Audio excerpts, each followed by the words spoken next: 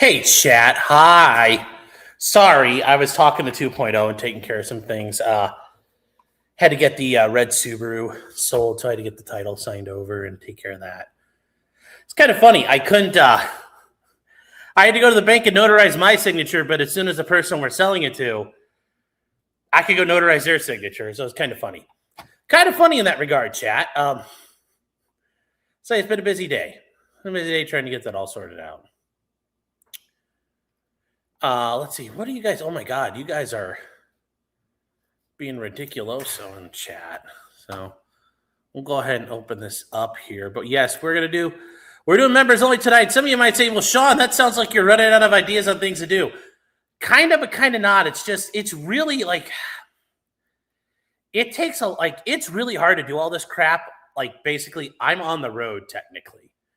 And it's really kind of tough to put this all together on a laptop while I'm sitting in a computer chair. So yeah, we kind of are. We kind of are doing this a little bit like that. So you're just going to have to suffer.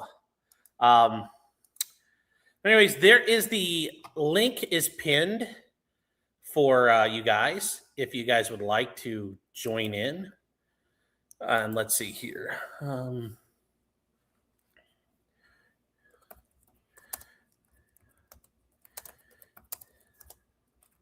Hold on.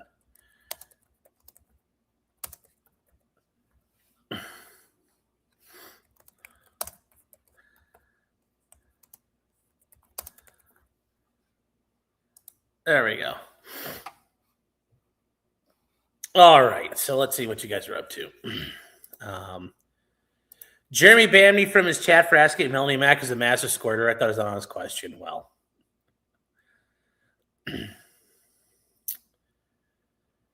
he finished his sex with men to start the stream. Yes. Remember, it's only gay if you push back. Trucker Rob's been a member for 7 months. Thanks, Rob. So, Sean, you're late. Yes, I know. Yes, 2.0 is not there to keep me on track. I was talking to her, actually. She's doing really well. The dogs are adjusting very well down there as well, so it's good news all around. Her job is going well. VTuber says, I've been wearing Rhodesian Light Infantry shorts right now. No, that's something Joe Dolio over at Tactical Wisdom would probably be wearing right now. But yes, that could be.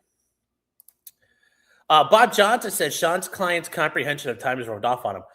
Funny enough, I was in court yesterday, and I had a client. We're trying to get diversion and some stuff sorted out, and it's just timing has worked out pretty good on that. And they need just a little bit more time to get it done. Like they've been busting their ass. And the judge gave it to us. And the judge continued it out till next week. And I'm like, cool. And, this court, a lot of courts, you get text, but this court still makes you sign in paper. Like you still sign on a notice. Like you have to sign before you leave. They don't just print it out and give it to you or have your attorney notify you. Like you have to sign for it. And she fucking signed for it. And she took the piece of paper with her.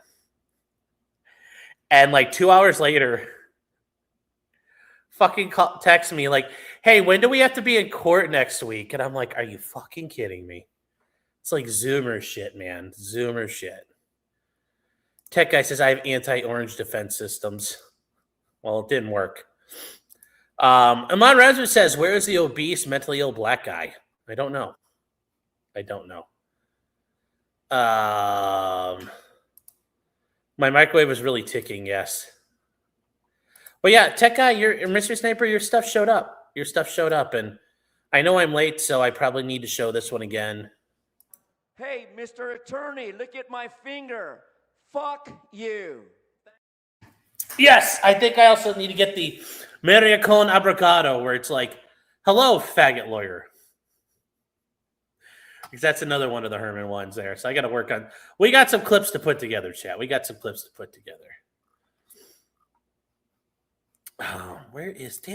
thing? There we go. Podcast view. Tyler, how you doing, man? You moved? Not yet. I am, we moved everything down to Florida. My better half's already there. I moved down next week, so I'm not licensed yet. No. This kind of all happened, beginning of April till now, very quickly. 2.0's job. some neat things popped in there. So that's what we're doing. So yeah, I'll be going down there. I'll be doing YouTube stuff probably a little full time for a while. Gonna have to find some work to do though, because like, got to pay the bills somehow. And then Spughead's been a member for 17 months, is not calling in tonight, and I'm sleepy as fuck. I get that. So, all right. So I guess we'll start with first we got is Mario, I see you. Trucker Rob, how you doing, man? Oh, shit, up first. Hello, Sean. Yeah, hi. What's up? Oh, not much. I'm just sitting with no AC on in my house. Oh, no. What happened? Who the fuck knows? There's a leak in there somewhere. I gotta get it fixed. Oh. But I was starting to panic, Sean, because you see my house in the Midwest here, it's built to retain heat. So I knew I couldn't possibly get a window AC to cool off my home. Or something. I don't know what the fuck the cope is. How you doing, man? I know moving's rough. I just moved. I feel your pain. Yeah, no, I'm just being the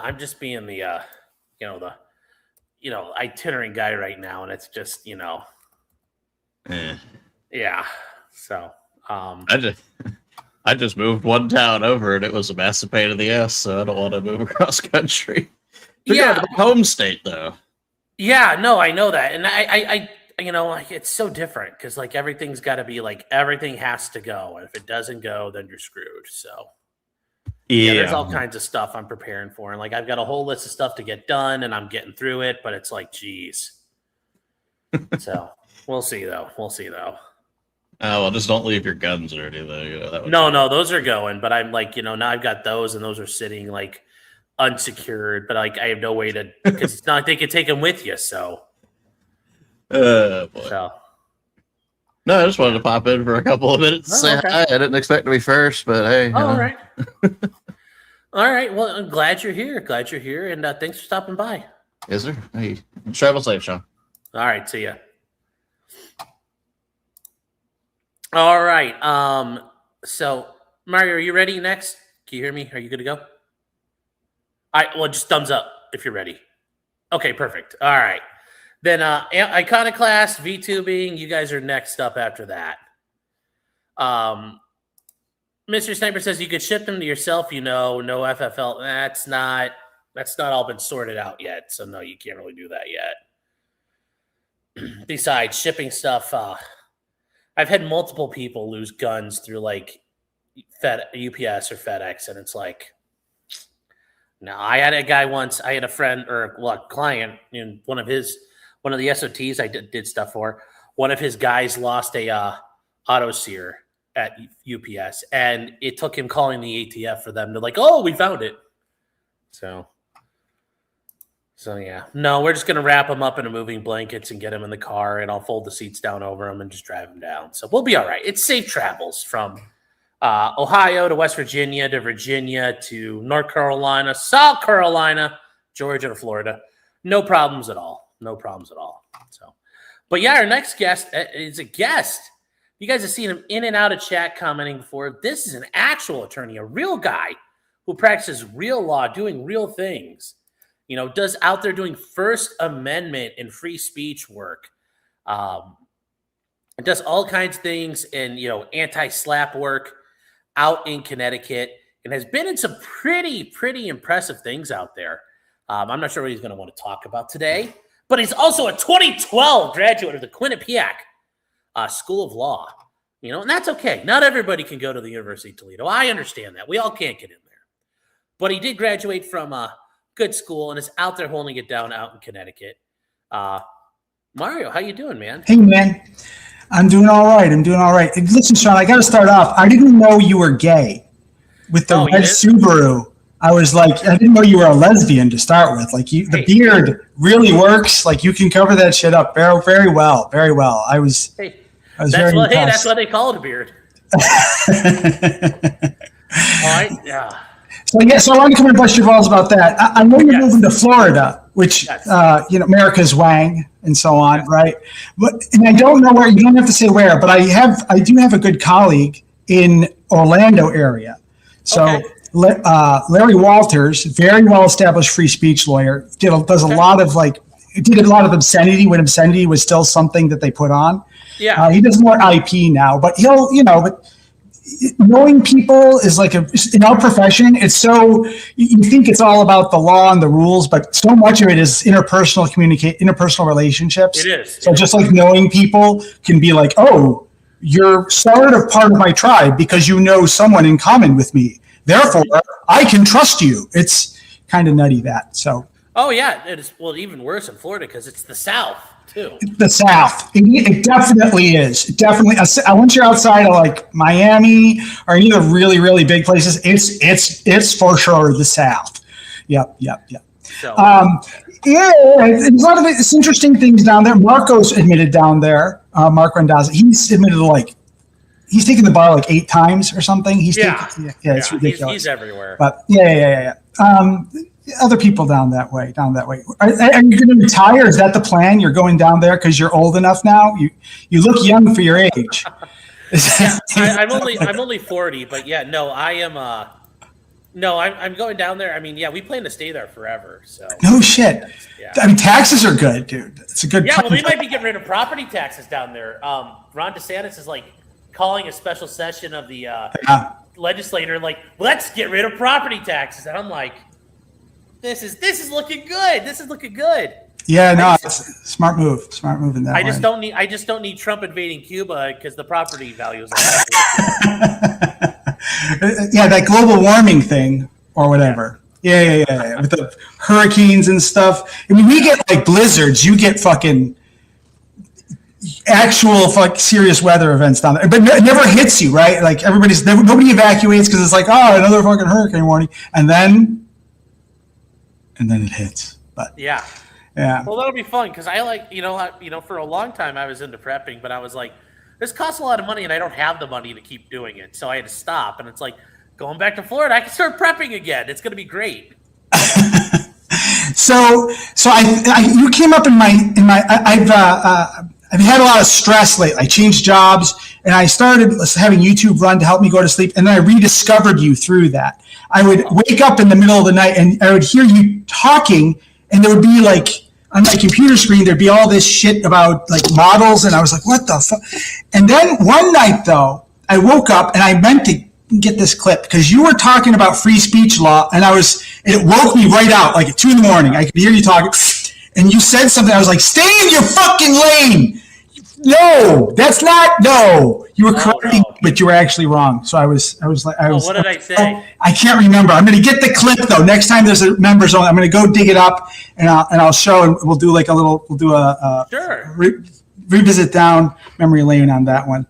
But no, you do good work, Sean. I'm very. It's pretty cool what you do. It's pretty cool what Thank you do. Yeah, no, I had a case recently, and now the guy's up on an appeal regarding some speech stuff. And you do appeals? No, I took this guy to trial, and he's appealing right now. So I'm hoping he wins. Yeah, I got a speech appeal right now. A guy said there'll be hell to pay, and they convicted him. It was the judge's first trial. So she was a former prosecutor. Her first trial. Totally fucked the pooch on it. Like she unquestionably, like I have a beautiful record of her just ignoring the law. It's the trial attorney was a friend of mine, and I told, look, just say this case as many times as possible. Just say this one. Just say Krieger 12 times, and everything's preserved. So it's a little bit of a chance to take a piss. Mine's a little different though, because I was on the other side of it. Because my guy was a black guy, and he ended up getting into an argument with this guy who owns the store next to where my guy's working. Oh, and they're jawing off at each other, and my guy's walking away, and he yells at my guy. He's like, "Fuck," and he's like, "Fuck you," and everyone who looks like you. And my guy stops, and he turns, and my guy's like, "What?" And he turns around, and he's like, "Fuck you," and everyone looks like you. My guy's like. What's the neighborhood? Tell me a little bit about the. It's in Cleveland. It's a bit it's a bit gentrified, so it's like it's in a transition phase, right? Yes, it actually is.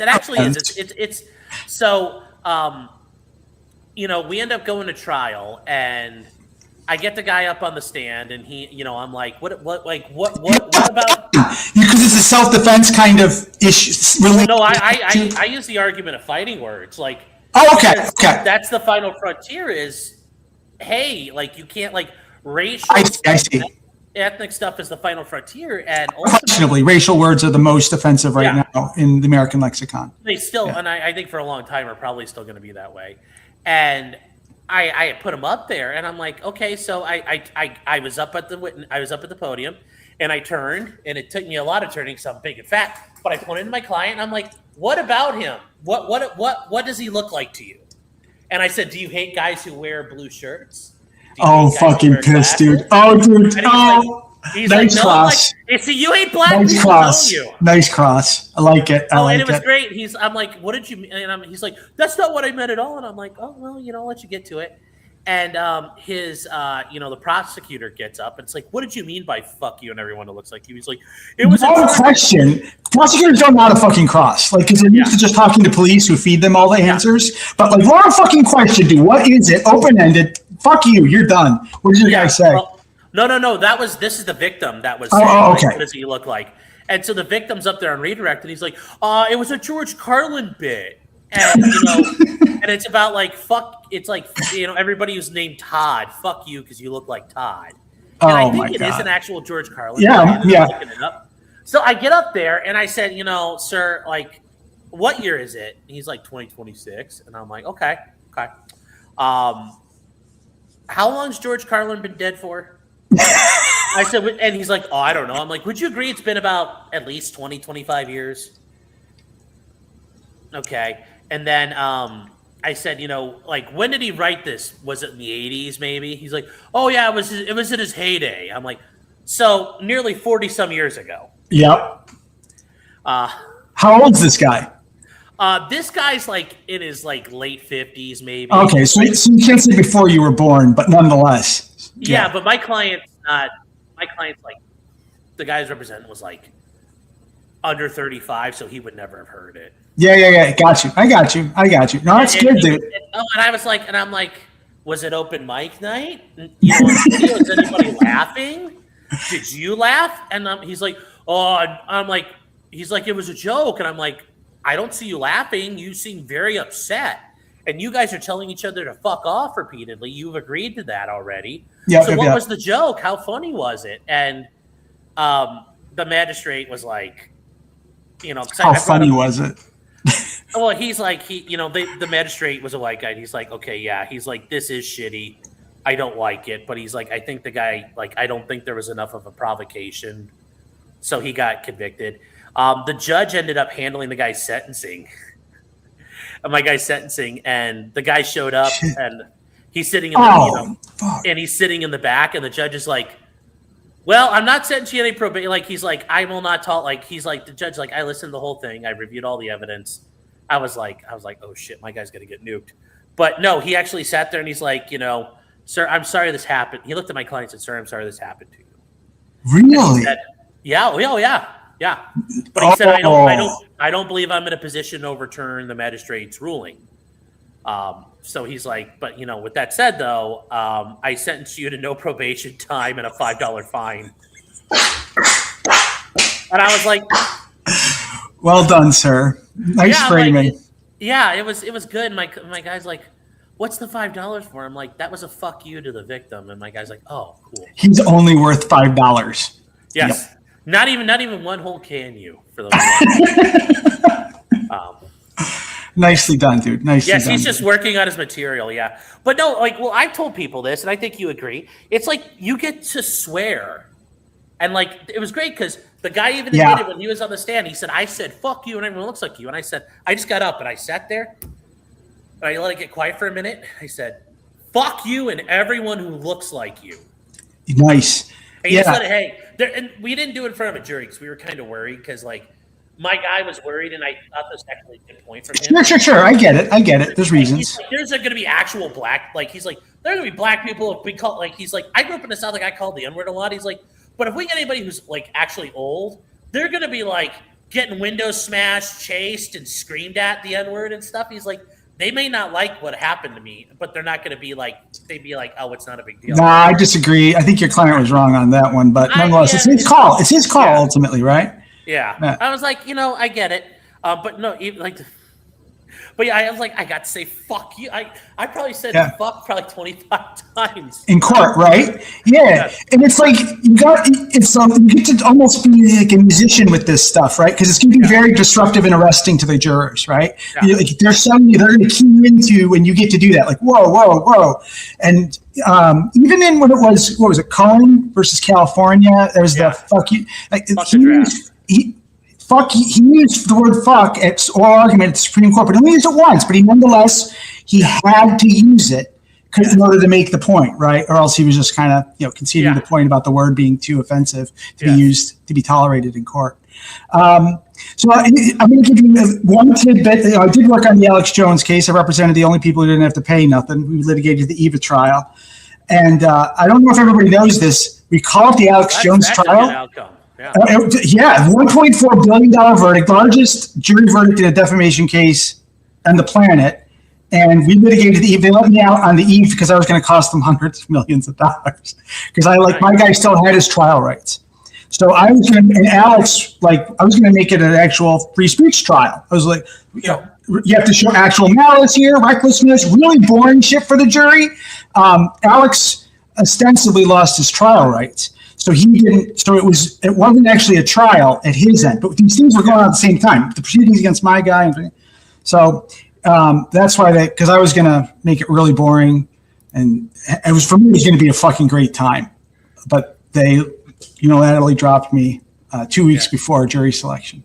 Yeah. So, and just remember, Boeing killed 350 people. Intentionally, and I would say probably, willfully, and they still owe less, and we're fine. Oh no shit, right? Each at the Connecticut one, each person got over 100 is awarded over $100 million, including the FBI agent, which I still don't get. If Alex shot their child. I can't get $50,000 for a guy who's locked up for a month. Oh, you just blinked out. Did I blink out? I'm still here. My camera just dropped. Hold on. Oh, okay. All right. I can't get $50,000 for a guy for a black dude who's locked up for a month in Connecticut, because that's how this is not a particularly great jurisdiction when it comes to that kind of thing. But say something naughty. Yeah, it's very upsetting. Another case where a client. I was defending them in an intentional infliction of emotional distress. This woman, her husband's kind of a piece of shit, but she defended him in public, and they sued her for statements she made to the ostensible victim in what was a very low-level sex assault, overclothing and so on. But she defended her husband, and she yelled at the girl. They cleaned for 20 minutes. Okay, $50,000 for 20 minutes of yelling. Wow. The fuck? Like if somebody got their arm broken, I'm struggling to get this right against the police, So anyway, it's a funny thing how words get how much we punish words in the justice system. Like it just doesn't make sense. The math to me on that. It's really upsetting. Not this. I mean, I get why people are upset, but the math. The math doesn't make sense to me. It does not. Anyway, my good man. Well, I don't want to take everybody's time. I'm happy to fucking hang out and talk, but we'll set up a time coming up here. All right, once buddy. I get all sorted out. Yeah. And again, if you let me know where you are in Florida. I'm sure I have connections. I have connections in other parts of the state too, and to lawyers. And even if you just know people that can lead to a thing that leads to a thing where maybe you end up doing research and writing on some who knows the fuck. Yeah. What. But, I'm definitely. I'll be definitely looking for things to do when I get down there until February. All right, buddy. We'll talk soon. See you, man. Take care. You too. Take care. Yep. Bye. Okay. And then Tyler over at Podcast Review. Guys, remember Tyler Yankee over at the Libertarian Podcast Review, the #1 podcast review of libertarians, or the #1 libertarian-based podcast review. It depends on how you want to look at it. Says, yes, I said anal rape a ton in 2 cases. Rape.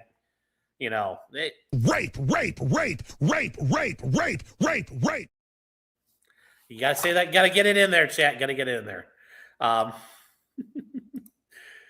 Let's see here.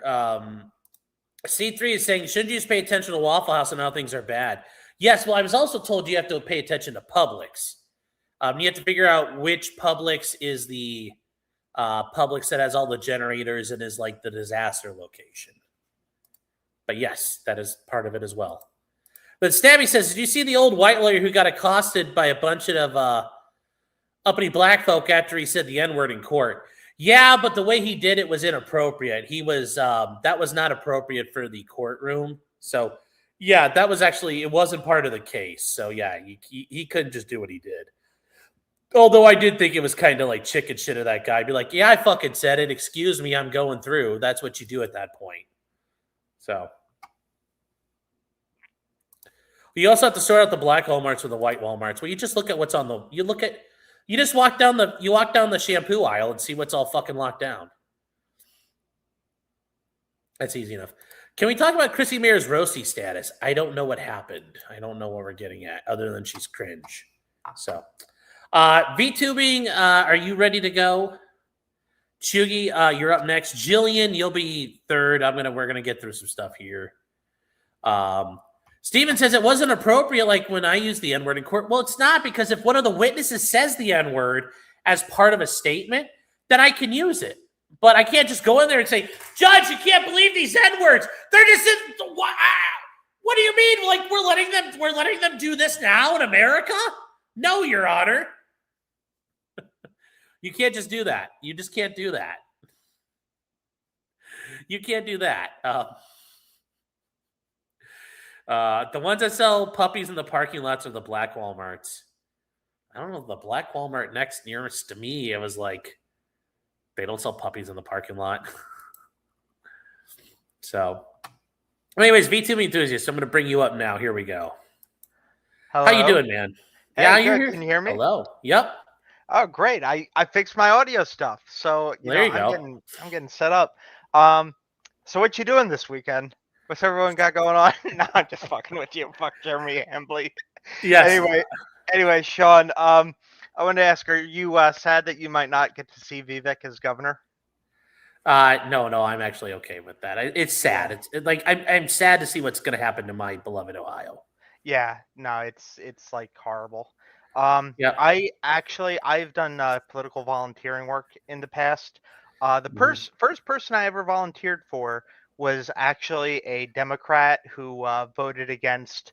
Well, I don't. It was a place I lived at the time. They voted against Obamacare, and I was like, all right, so this person, they'll get my support, for this coming election.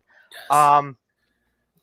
They did not win, but this will be maybe the second time I ever campaign for a Democrat if I do remote work for Acton, doing calls or whatnot. See, I don't know about that because, as much as I don't like Vivek, I guess here's what I'll say. I find no incentive in helping the Bolsheviks solidify power to defeat the establishment Republicans, because I get what you're saying, but if you help Amy Acton win, she entrenches.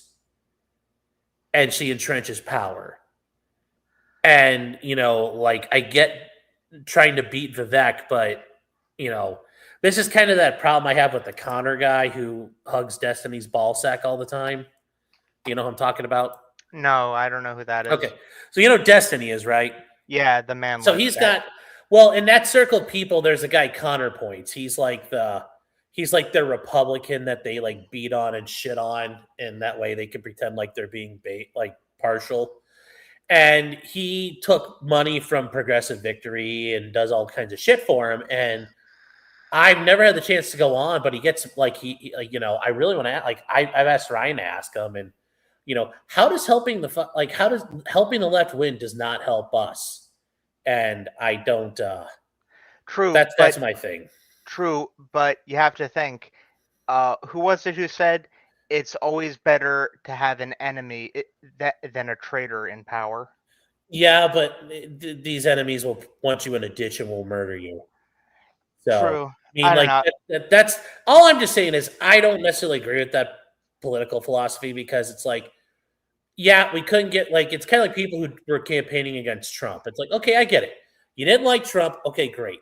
But now there's people out there who are like sucking leftist dick to own Donald Trump. It's like, the Cheneys and the Adam Kinzingers, like, you gain no love from me because like, when you hate Donald Trump so bad, that you're going to suck someone's dick to show how bad you hate. Like, this will take that, Trumpler. It's like, they're going to toss you to the side after it's over. And that's all. That's all I'm saying. Yeah, I get you. I value your opinion. That's why I bring it up. I wanted to say, before I forget, because I have like 2 or 3 things I wanted to say. I wanted to say, again, thank you from the bottom of my heart for doing these streams and creating this little community. On top of work and university that I do, I have a lot of health scares in my family recently that I had to deal with. My cancer-ridden grandmother is moving in, so I had to set up my home for that. On top of that, my mom's not doing well cognitively. She took the COVID jab against what me and my sister said and caught COVID and is suffering from intense issues with long COVID, it's called.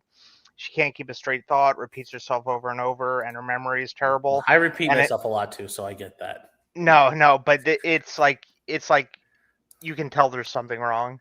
And it's just a lot to deal with, and I have to help her out. My point in saying this is, if you're dealing with stuff like this, like throughout the week, it's nice to just settle down at night, hearing you make jokes and do the news and do the after shows too, where you watch Kino Casino, body cams, or whatever. Yeah. And it just helps me keep level-headed, knowing that during a tough day, I can think I just have to make it through this, and then I get to watch Sean's show tonight, have my meal, and relax. And then you could blame this all, and you could blame your day on the Jews. Well, I mean, yeah, but I do that on Twitter all the time. So anyway, yeah. Oh my God, if my family found my Twitter account, I mean, I am the black sheep of my family. I mean, I am not a liberal. My family are all liberal and cosmopolitan and very tolerant of certain things, and I'm like the complete opposite. See, like if my parents found it, my dad'd be like, "You probably should cool it a little bit just for your professional career." But my mom would be sitting there and go, "That's my baby, hating on the tribe." Base boomer parents. Yeah, my parents are not base boomers; they're liberal boomers. I wanted to say though, I started keto recently. I lost a few pounds already, so hopefully I'm going to get swole in time for all those anime and VTuber cons. You're going to see this Giga Chad in the orgy pits in the after parties. So I'll leave that one to you because I will not be around for any of those. So I'll leave that to you, man. Oh, come on, Sean. You got to join up with us. I'll be all right. I appreciate the thought, though. Damn. No, you do know that was a thing that happened recently. A VTuber announced that and it is true, there are like a bunch of sex parties at these cons. Oh yeah, at the furry cons they have all that stuff, and they have all kinds of problems with those. Well, let's not mix up the VTubing community with the furry community. Okay? It's all it's cool it with the anti-Weebus remarks. They're branches off the same lightning bolt. You know what? I'm gonna leave. Fuck you, Sean. I take back every nice thing I said about you, you bastard. Oh my lord. All right, I better let someone else in. Chat, it was great talking with you. Great talking with Sean. I can't wait for the next one. I love these things. Thank you for doing them, man. Seriously. All right. Thanks. Take care, man. Bye. Yep, bye. In a furry case. Oh no. Yes. J-Rock says, off topic, but what exact route and what specific travel times will you be traversing through Georgia? It sounds like I'm getting set up for a fucking ambush, and it's like, if that's the case, you're gonna have to fucking pay for that information. It's gonna be Bonnie and Clyde, but in reverse. I probably will be going down through, let me see here.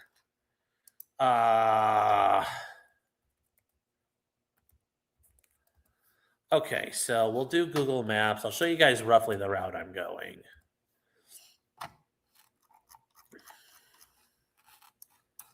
So I will put myself down to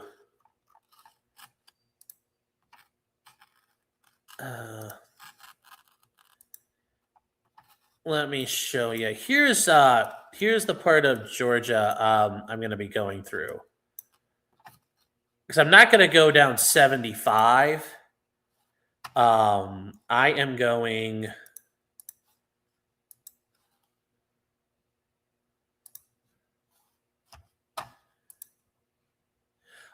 to go basically from Savannah all the way down to Kings Bay. So what I'm doing is I'm taking basically the way we'll do it is I will come all the way from Cleveland. I basically am going to go to downtown Cleveland where 77 meets up down there. And 71, I'm going to take that south and then take 77 all the way down to Marietta, Ohio, which is my old where I used to do work for the oil companies. And by the way, guys, this is a beautiful town if you ever get the chance to go there. Williamstown's not bad either. I will go through Parkersburg and then snake my way down through into Virginia. And then I'm going to make my way into North Carolina. That's the plan. I will not be able to hope for Raleigh to see my baby tonight, though. That's the sad part. I will go to the Land of the Pines. But yeah, I'm not going to be close to Raleigh. We're going to go through Charlotte and then get down to Columbia and get past Columbia. And then it's weird because down here, this is like the middle of nowhere where these massive highways, these massive arteries of transportation just meet out in the middle of nowhere. From there, though, guys, the cool thing is Walterboro right here, chat. This is Carleton County. So this is where the Alex Murdaugh trial is going to be. Again, so I'll probably stop there and take a picture while I'm on the way. And then you get all the way down to Savannah. And then you get all the way down to what's kind of neat is you can get all the way down to down here. Is this Kings Bay? No, I don't think this is Kings Bay. Where the hell is Kings Bay? I think Kings Bay is up here. Well, anyways, Kings Bay, guys, up here a little further. Oh, yeah, here, Kings Bay base. Yeah, this was all. The sad thing is you cannot get near a road where you could see the boomers leaving port. But right down here, this is Kings Bay. This is the submarine base for the boomer fleet. They also have SSNs here, but this is where the Navy Atlantic Fleet is for primarily, aside from Connecticut. And then I stop in Jacksonville because I'm not showing where we're going to be. I could go the long way, though, to, this is the long way if I took this route. It's like extra hours and extra miles, so, I'm not going to do it. I'm going to take 77 all the way down. I could take, another way, and it's, another 100 miles, and, drive through, all the way down through Baltimore into D.C. and take I-95 down. That sounds awful, so I'm not doing that.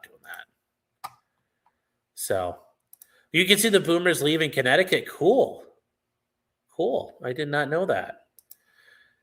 I did not know if you could do that. VTube says, thanks for having me on, Sean in chat. Sorry, I always get nervous calling in. No worries, man. No worries. It's wise to avoid Atlanta. Yes, I was not. Every time everybody's ever told me about Atlanta, fucking traffic sucks in Atlanta every time of the day. So we're not doing that. So yeah, I'll take if you guys know any things for me to see on the way, let me know. I would appreciate it. Okay, so next up we got Chugi. If you're ready, I'm going to give you 1 second here to get ready. Yes, Atlanta sucks. Yes. I did want to say though, but yes, thank you, VTubing, for $5. And then Tyler from Podcast View says, what about the dicks Trump is sucking? I'm not thrilled with that either, but that's if I have to control what country puts their dick in our mouths, I guess I'm having an effect on voting. It's not what I'm thrilled about, but I guess at this point I'd rather be sucking Qatar's dick instead of Xi Jinping's dick. as a country. So I don't know. Mr. Pyro's been a member for 18 months. Thank you. Says, good luck on the move to Florida. Next week, I'm moving from the UK to Canada. Congratulations on coming to you come from the UK to Canada. You're like halfway to becoming an American. So you're almost there, man. You're almost there. Great to catch your streams when it isn't 2 a.m. for me. Yes. Sadly, though, you're going to find a million fucking Indians again. Sorry about that. It's going to be curry and buttered chicken everywhere you go still. Sorry. So, sorry about that part, but, at least you're not in England anymore. All right, Chugi. So if you are ready, here we go. Chugi, how you doing? Hello, can you hear me? Yep, I can hear you. Good. I'm on my phone, so I don't know if the sound quality is really all that great. Perfectly fine. What's up? Gosh, the hand wringing over Vivek being the future governor. For some reason, unlike you, I just don't get it. I just don't get it. I get it. He's going to sell out and flood Ohio with a bunch of Pajeets and data if you say so. If you say so. I think that whole situation has been way overblown myself. I think that he's probably going to completely decimate the way that we do food stamps and probably public housing. I was an early supporter of him because he was the only one that had a plan to fucking end the FBI. And he had said early on, I might be involved in the administration, but in any future administration, but there's just certain things that we're going to have to be aligned on.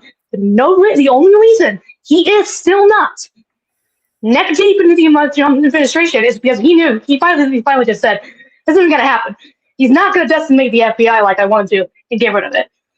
Yes. And so I think they had a meeting, and since he wasn't going to publicly criticize Trump over this, I think they gave an agreement, hey, if you don't think this is going to work out and you are having, there's other things that they're not doing right here the way that you think they should here with this Doge thing. And he may have had valid criticisms. We just don't know because he decided to never really speak out on it, Yes. But I think he met with Trump and they came to an agreement. It's like, okay, you know what? We're going to need somebody in Ohio. I will endorse you for Ohio. I think that's the way it happened. I mean, that could be. I don't know. I don't know. I just don't trust it the way. I think too many people are wringing their hands over the fact that he's not a white evangelical. I'm sorry. Maybe not you, but I think a lot of people are just like, oh no, he's not a white evangelical. He doesn't tickle my religious feels. And so they're mainly, I think too many people, not you, but I think too many people are bent out of shape over that. But what have all these so-called white evangelicals done for us so far? What have they really done for us? Yes. Exactly. So, I don't know. Anyway, so enough about that. So, everyone be watching because I might be Vinci's replacement on the Simcast. Well, I'd just be careful. I'd be careful about the Simcast around them. Here's the thing. Unlike some people, I'm going into with my eyes wide open because there are some ways that I will defend her up until a point. She should be free to have whoever the fuck she wants on her show. You don't like it? Just don't fucking watch. Stop being entitled bitches that think that everyone has to bend over backward for you because you don't like that person. That's to me what I felt the internet was being. I felt like everyone was being entitled. They couldn't get the answers that they wanted by spamming his chat like crazy, spamming his Twitter like crazy. Who knows how many fucking emails this guy was getting from people. Yeah. But they couldn't get the answers there, so they, for some reason, and I think maybe that was the one thing that Chrissy didn't anticipate. She didn't understand how the chat views their importance in this sort of thing, and really how their importance does play in the show. Because you're only there because of the chat. I get it. But that doesn't necessarily mean that she was entitled to do her show the way they wanted to. And I think that she was caught off guard on just how pissed off everyone is. I don't think that she was prepared for this, and she thought she was going to be able to get away with whatever she was trying to do. That's my point of view, and I'm probably getting eviscerated by chat right now. I don't care. It's like, people have to remember, put your hands apart really wide and say, this is the universe. And put your fingers just so close together. Remember, this is you and I. You know, Mm-hmm. I guess I feel that way because I spend so much of my time dealing with a lot of entitled people Mm-hmm. when I'm working with the public. And so I just feel like I'm seeing, to a degree, some of that in a lot of these dramas that there was this whole thing with Abnadia I was caught up with. There was this whole thing with Eliza Blue. There was another thing involving people that none of you have ever heard of. And see, years ago, when the Eliza Blue thing happened, I actually thought Christy was going to get around to having me on about that because of some things that I had uncovered that nobody else really did. But that never happened. But now she's down 2 people. Nina and Vinci don't want to have anything to do with her. So maybe that's why I'm finally got a link at the last minute to be like, you want to come on? I was like, well, I wasn't really prepared. I would just be all my recommendation is to just be careful. So that's all I'm going to say. I know. I've been dealing with these people for a long time, and Understood. and others like them. I'm just saying that I'm just saying I feel like you're stepping into a minefield. So if you end up stepping on I have no idea what she's thinking that we're going to talk about. Maybe about the whole Eliza Blue thing and the whole way that I really despise Farron for the way she that whole situation. Oh my gosh. Well, I'll let you save that. I'll let you save that for the show. I don't want you to get into it here too much. Fine. Yeah, I don't want you to shoot your shot here because it's not Zipcast. I'll let you save it for there. All right. Well, I really hope that the puppers and the cats stay safe. Oh, they are. Then, they're doing safe down and there. And then Clyde doesn't get too jealous of the newbie. Yes. Yeah. Yeah. No, he's doing all right. He's doing all right. Clyde's actually a very relaxed dog around other dogs. I don't know why, but I'm just that whole thing has me just really anxious. I don't know why.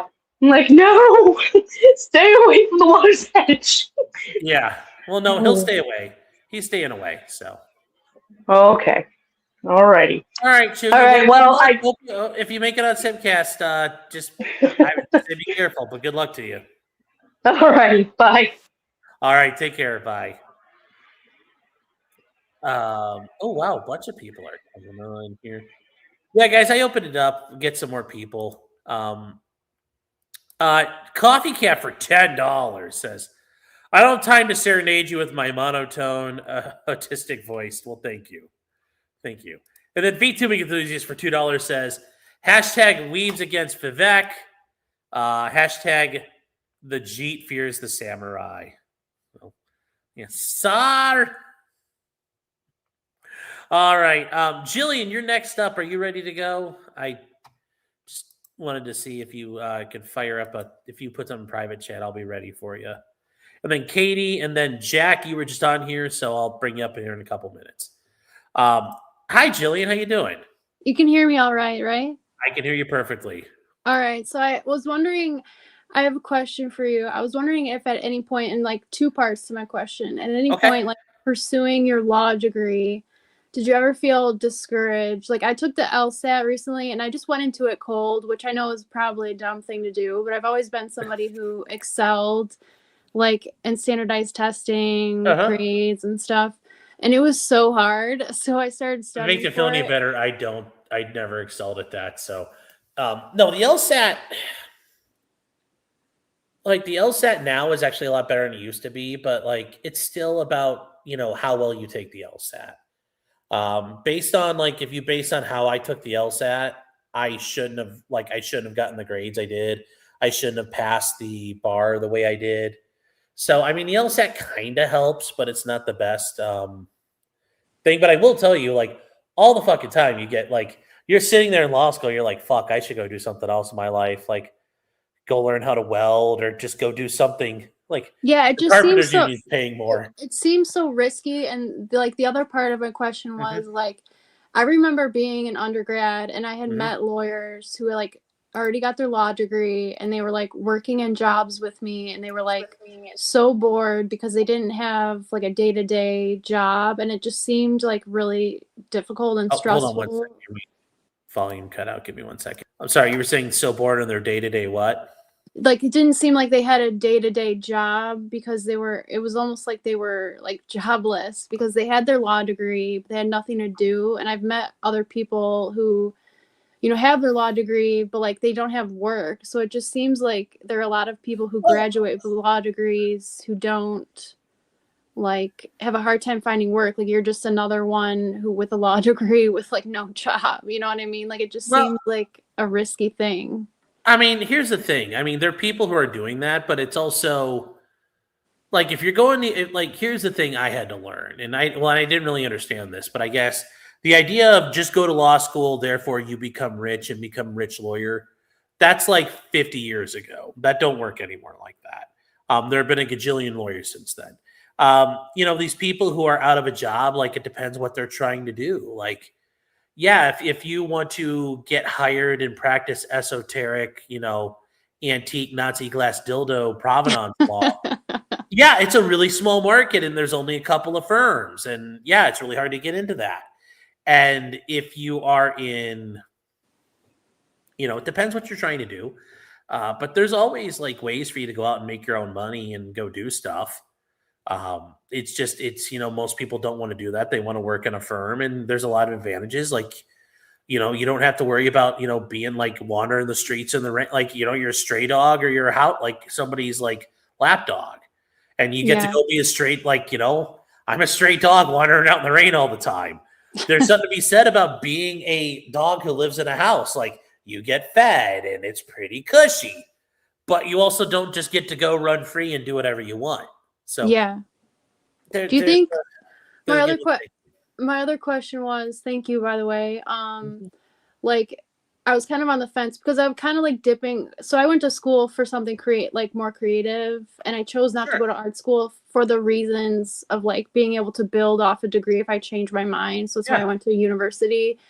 And I was kind of on the fence between like, I was thinking about getting a paralegal degree just to like dip my toes into the water, but yeah, that's not a bad option. But also, you know, and like somebody like expressed an interest in like mentoring me so I could like work in their office as a paralegal. So like that was kind of like the reasoning behind that. But also I feel like administrative duties like aren't really a strength of mine. So do you feel like, I mean, obviously a paralegal, it's so heavily administrative, more so than being an actual lawyer, right? I mean, I know it's both, but I mean, it all depends on like what your attorney you're working for does. Because there's some attorneys, they let their paralegals do all kinds of shit. There are some attorneys that don't let their paralegal do any of that stuff. I mean, it really all depends. The one thing I will say is, you know, whatever it is, you know, there's nothing wrong with going out and securing a job right now and then working through law school. I mean, that's for you. Those are always options. I know you said. Do you think you could really work? Because a lot of people say like, no way, I could never have worked through law school. Like I worked through shift through FedEx the whole way through. Wow, I didn't know that. I remember you said you worked for FedEx, but I didn't know you were working. I worked the whole way through, and it sucked a bucket of dicks. But you know what? I was able to make. You know, I was able to help. You know, 1.0 at the time. We paid our mortgage. You know, we paid the mortgage. We paid the bills. Like, yeah, were we living kind of broke? Sure. But like, yeah, you could do it. I mean, there's things you could do. Maybe you find another job. And the other thing with the law degree is you don't have to do lawyer stuff. You could do other things with a law degree. I mean, you know, a law degree is kind of still one of those more, you know, for a long time, people were pumping out, get an MBA, get an MBA, get an MBA. Well, that's kind of lost its edge because everybody offers an MBA. Yeah. But now, like a JD is still hard to get, relatively speaking. So if you get a JD, like, yeah, you can do it. So there's all kinds of things. So you definitely had moments where you felt really dumb because after I all the time, it's kind of like any.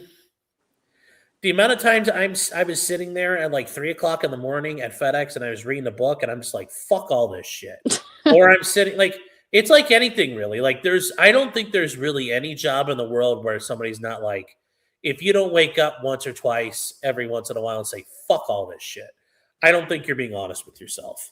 Yeah. Yeah. So that's a good point.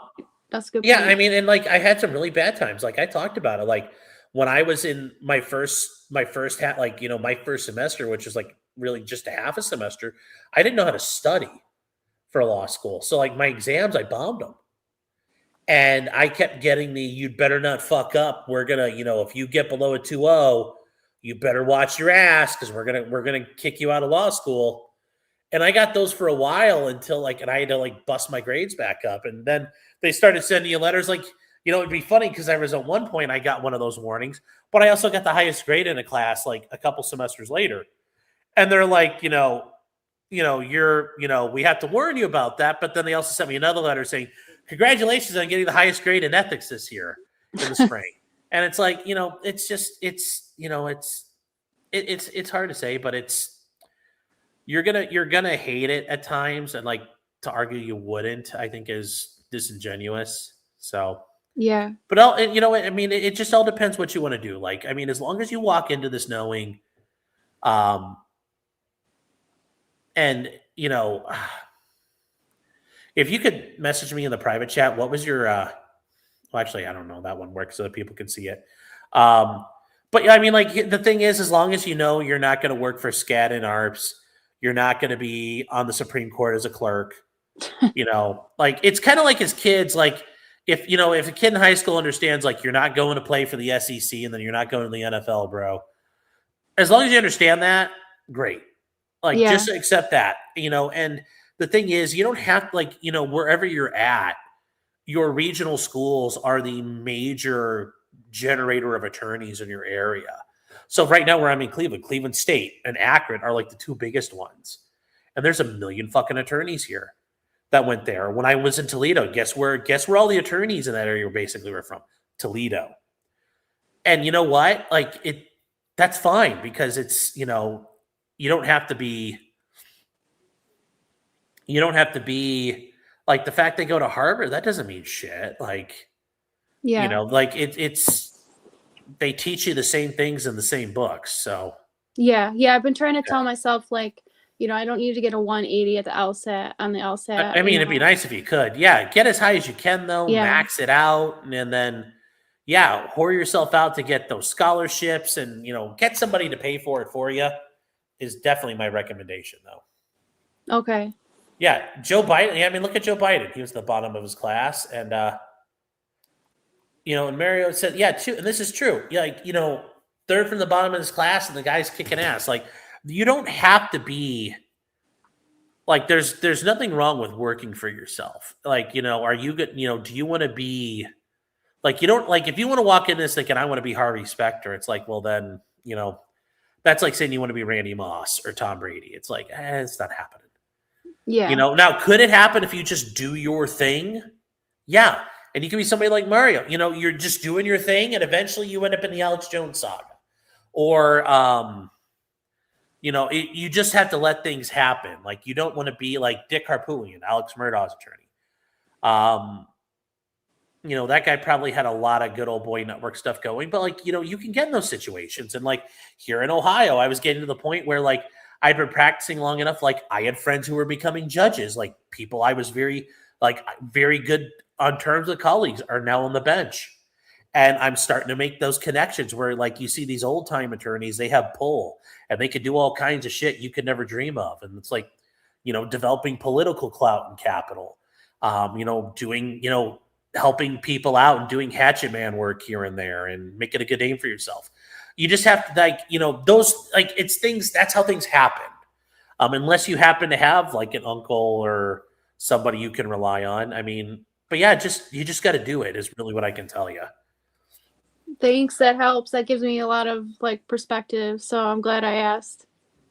Of course. I don't know if that really helped at all though, but no, it does. I just feel, I think most of all, I just feel really dumb because it's been a while since I've been in school, and it's just it's such a career shift. I'm like, can I really do this? And then after I took that, I was like, I don't know, man. This is hard. Well, I mean, like, was it a good LSAT score? It was just, I just took a practice test. Like I was I was just taking my time with it. I just went into it cold just to like see what it was all about, and I was just like, whoa, this is not. I wasn't very good on the LSATs when I tried. So like there's like two of my four. I think I took 3 attempts.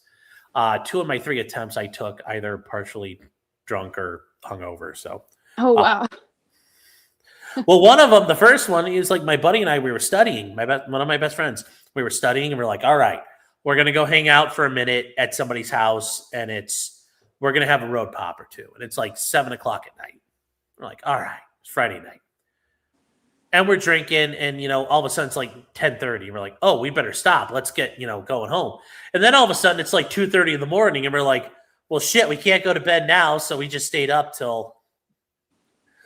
But wow. Yes, I would say yes. Take the best prepping you can if you can do it. So yeah, it's definitely not. I realized it was like a rude awakening. Like this is not something you can just go into cold. This is the one thing where having some prep helped, and if I really understood, like I've gotten better at as time's gone on, like understanding standardized testing and how to do stuff before. So yeah. But yeah, I wish you the best of luck, though.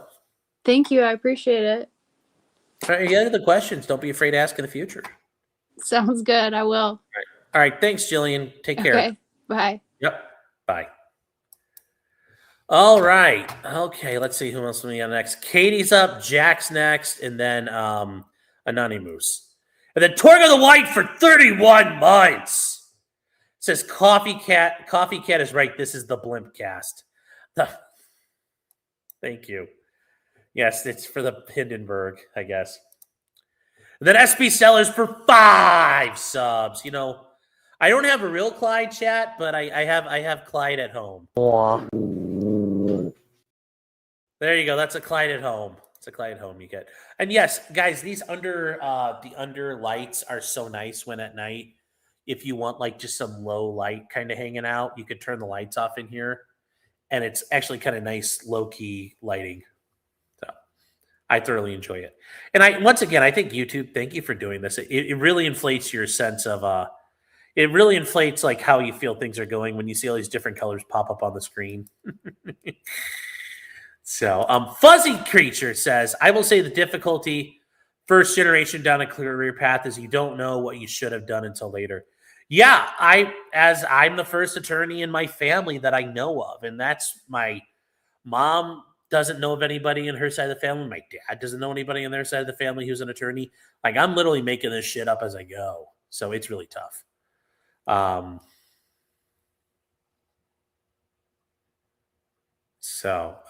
me see here. Tejas Lieber says, isn't there an ATF de facto variance that you put on the Form 1 you were going to engrave the cap of the Molly? You can legally reload it. What do you mean the Molly? I'm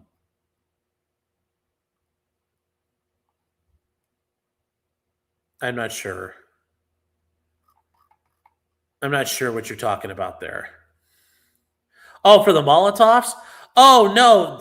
That's not a de facto variance. You have to apply for that. That's the Ordnance Lab guys. The reason why they were able to do all those Molotov things is they were just getting... you have to ask for that variance, and they'll give it to you, and you could pen them on, and that's acceptable. But that's not a de facto variance. Can you legally reload the Molotov? I don't know, because I know the Ordnance guys, they were using like the tiki torches and the heads, and you could reload those technically because they don't break. But I think it's a little different if you're using like glass. So not sure though. I need to look into that a little bit more, because if I do get my if I do the 027 thing, I will try to figure out what I need to do for all that fun stuff. So, because there's somebody in particular is encouraging me to go get it, so I will work on that. The microwave is almost a whole minute ahead. We should build a conspiracy theory. Yes, you should. Hella, hi. How are you doing?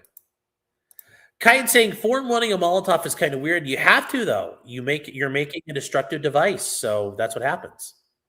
You have to. PPP would be proud of me, says Bama Law. I got an immigration judge to say, Suffolk. My job is complete. There you go. Suffolk, Julio. You a fuera now. All right, Katie, are you ready? Because you're up next, and I guess I'll get the music ready too for you. I guess I need in the background. I guess I need some music playing in the background here for us. So, anyways, here we are. Hi, Katie. Hi. I don't need the music.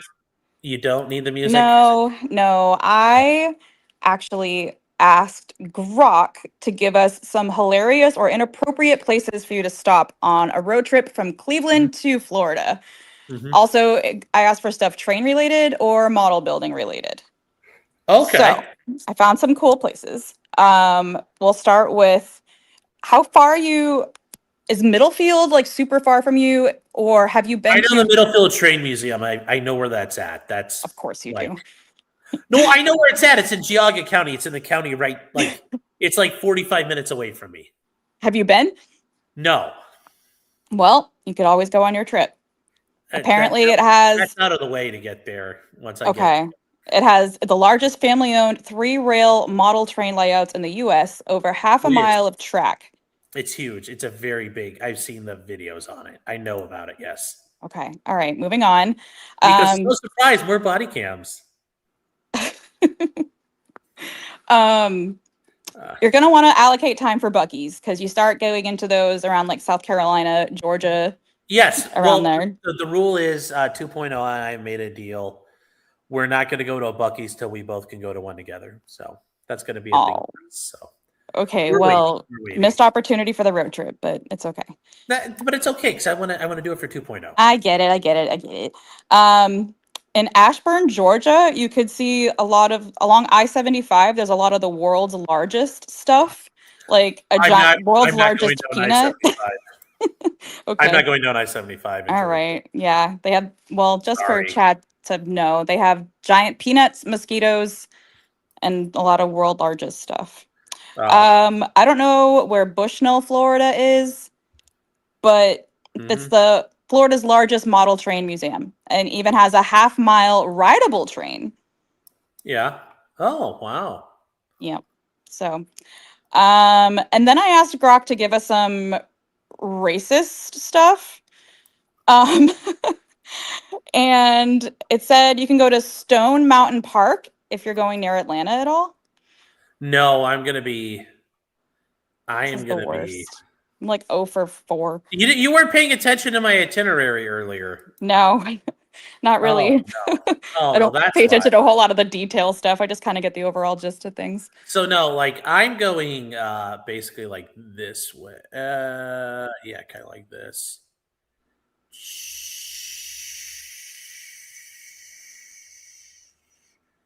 Down to I-95 and then going down south. So well, you want me to go this way. If you and 2.0 ever want to take a day trip to Atlanta.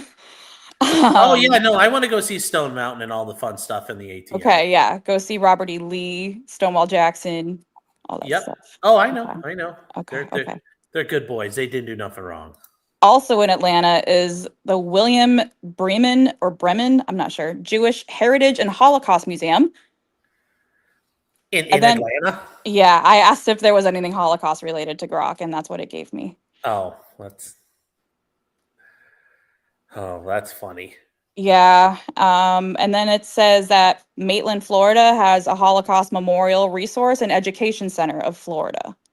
Yes. So, yeah, that's pretty much all I got. I just wanted to share those places, and apparently none of them helped. Sorry, Katie. It's okay. Talk to you later. All right. Goodbye. Bye. Okay. Hey, Kurt. This says headquarters of Coca-Cola and Waffle House. Yes. Teos says, you want to hear some Georgia white slang? Yes. Oh, hell yeah. Yeah, Stonewall Jackson's arm was buried separately from his body. There's a headstone for it. Yeah, but Stonewall Jackson gets way too much, like, yes, there he stands like a stone wall. Yes, as the general, whatever general got killed at Bull Run. But that's like all Stonewall Jack. Like, yeah, Stonewall Jackson and like Erwin Rommel were great because they would just say, fuck it, we're going to eat it and we'll do it live. That was his battle strategy. Like, he wasn't that good of a leader. And he was an awful fucking teacher. Even though he taught at VMI, he was not the best. So, when you're around urban youths, just say Canadians, they'll never notice. I thought it was Amish. So, that's the thing. I can meet the courthouse crew in the Low Country. Yes, I can. Yes, I'm going to have my march to the sea. Yes. J-Rock says, why is that pin on your map? Well, because it was Stone Mountain. I didn't know Stone Mountain was right next to Atlanta. I thought it was like deep in the heart of it. So, let me see here. So there we go. All right, Anonymous, this user 404, and then Kurt. We'll get you guys here in a second and just making sure you guys are ready. There's no Amish in Georgia. That only works in the Midwest. Oh. Bob says, you can visit the graves of my Confederate ancestors and apologize. No, I can visit the graves of my own Confederate ancestors throughout Southern Virginia, down along the North Carolina or the Virginia-North Carolina border. So I've got my own people. One of my family members was an officer on Lee's staff, so I'm good. I'm good on the Confederate bona fides. So, but real quick, now we got next. Oh, chat! I thought this was really impressive. This is something I think we should all take a second to remember. But this is from the White House, and I didn't realize this, but how much less we forget, chat. Today we remember a legend. On this day in history, Harambe would have celebrated another birthday. An icon that became part of American internet history, culture, and an entire generation's timeline. Tomorrow is 10 years since we lost him. 10 years since the moment the world stopped scrolling and warned something bigger than a meme. He became the symbol of loyalty, strength, chaos, unity, and the strange beauty of the internet, bringing everyone together for one cause. Dicks out for Harambe. May 27th, 1999 to May 28th, 2016. Forever in our hearts. F's in the chat. 07s. If this was TikTok, I'd be like, things that'll make you cry. Yes, remember why he got shot. Yes, remember why he got shot. So, all right, Anonymous, how you doing, man? Are you there? I'm doing all right. What about you? I'm doing okay. So what's going on? Not a whole lot. Just wanted to thank you for all the fun streaming and all that. Oh, I thank you. I appreciate it. I appreciate you guys being here. And like I said, I apologize for how much this kind of sucks right now. Yeah, well, past little while, but get good when we're back down. We can be we'll be re-equipped. So, it is what it is. It is what it is. Though I do have a question for you. Yes. Related to medical malpractice. Yes. When it comes to anything in the form of assisted living homes, yes. Do you know if there is any recourse when a there nurse can be? There can does it's not tough. give service? It's tough, but there are attorneys who go out there and do that stuff. So Okay. It is a thing. It is a thing. They are all about that. Like there are law firms that are like fucking sharks about that stuff. I believe it. So if you need one, yeah, I would definitely find whatever state you're in and just start Googling around. And yeah, you'll find somebody. And there's some bigger ones that are nationwide. But yeah, there's all kinds of that is an entire subset of med mal is elder care. So yeah, it's a whole lot of fun stuff. And to answer your question, Minnesota. So okay, well, good old. Hey, I know an attorney in Minnesota. Oh, really? Oh, does his name start with an M and no, Brian Johnson. He does really good work. He's defending. He's helping Aaron. So. Okay. Got it. There's another guy named Frank White though. He seems pretty based. Got it. Yeah, I'm not familiar with either of them. Yeah, no, I'm too busy these days to know these kind of things. Bruce Rivers, no, Bruce Rivers, I don't think does that kind of stuff, Bob. Even Bruce Rivers would probably say I'm way out of line for that. Well, he would refer that out. Yeah. Yeah. No, I don't know anybody specifically, but yeah, certainly there are a lot of attorneys who do that stuff. Got it. Because my main concern was the fact that it is an assisted living center. Part of the onus goes on to the resident themselves in comparison to normal. To an extent, it depends on the thing though, and there are limits to that. So, and it is gonna be very fact specific. But if this person, they kind of could take care of themselves, but in reality, they're there because this is like nursing home light. So it's not exactly. Yeah. So it's an interesting situation, but I appreciate the assistance, the laughs, and please try to not make me laugh so hard when I'm doing meal prep watching your streams. I really appreciate it. I'll try. No. I'll try. So, I'll cut down on the slurs. All right. Thanks. Well, good. NIGHT. Yes. Yeah. All right. Okay. Let's see here. Yes, this is yes, Mario's right. Yes, Med-Mal defense lawyers are the worst humans on the planet. I mean, either side of Med-Mal, those guys are like, people think that like ambulance chasers and like defense attorneys are the scum of the earth. But like, if you want to be seen as like the Einsatzgruppen of the legal profession, Med-Mal plaintiff work or Med-Mal defense work, especially Med-Mal defense work, though, people are going to think you're like you might as well say you were cleansing villages in Poland of partisans. It just happened that everybody in the village was a partisan, so you just went like the whole fucking trench of people. But yes, defense Med-Mal is rough. It is rough out there. So let's see here. Let me see. Catching up on anybody. You ever been a Rainbow Vacuum sales rep? No, but I've dealt with the Kirby reps. Those guys are ridiculous. So there are different levels of malpractice lawyers. There are. Yep. Okay, so this user 404. You ready, man? You're coming up next here. Here we go. Are you there? Yeah, what's going on? Not much. How you doing, man? Good. I just wanted to tell you, Columbia, when you go through Columbia, there's a fuck ton of construction, so it's going to be terrible. Yeah. Oh, 2.0 didn't mention that, so. Yeah, normally people don't drive too bad through there, but I haven't been on the north side of Columbia in a while, so. But, yeah, there's the 20 and 26 intersection right there. They've been doing it for 20 years and they haven't gotten it right yet. So. Oh, geez. Well, that sounds like Dayton, Ohio. They were working on that for like 20 years, but I'll keep that in mind. I'll ask 2.0 about that because she drove through there. Although I don't know if she was. I think that was like when they were getting ready to stop. But yeah, I'll be ready for that. I will keep that in mind. But yeah, that's going to be my routes down to I-95. So.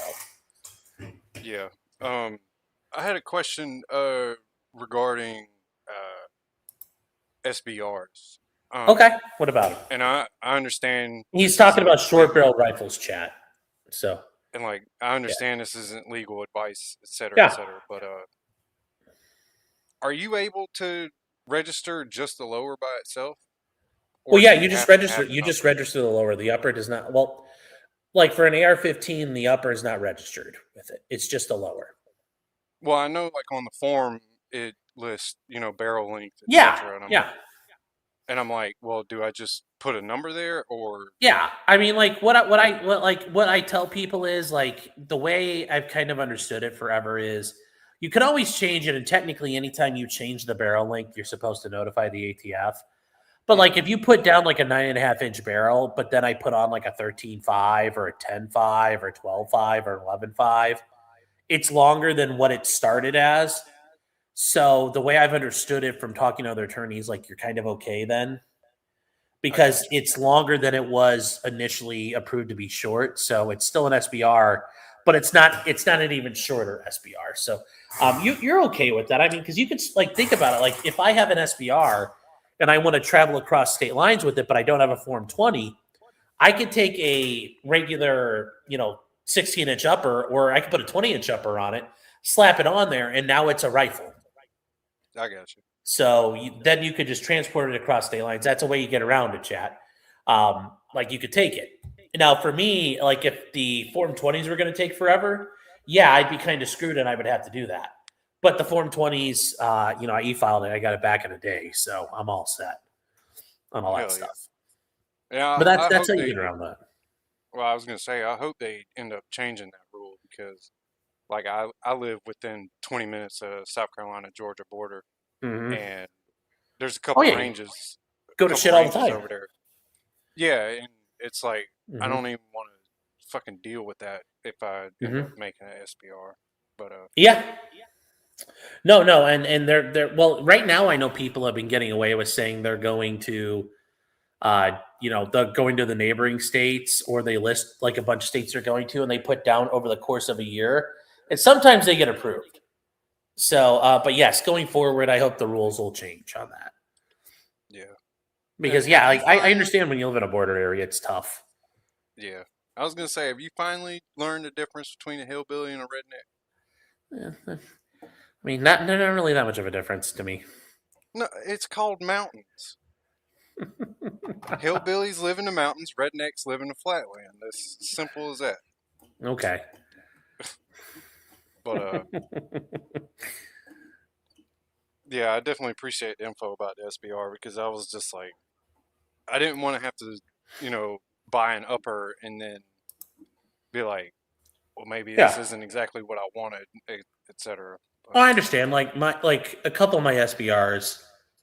Like I put them all at 9.5 inches, but like none of them are 9.5 anymore.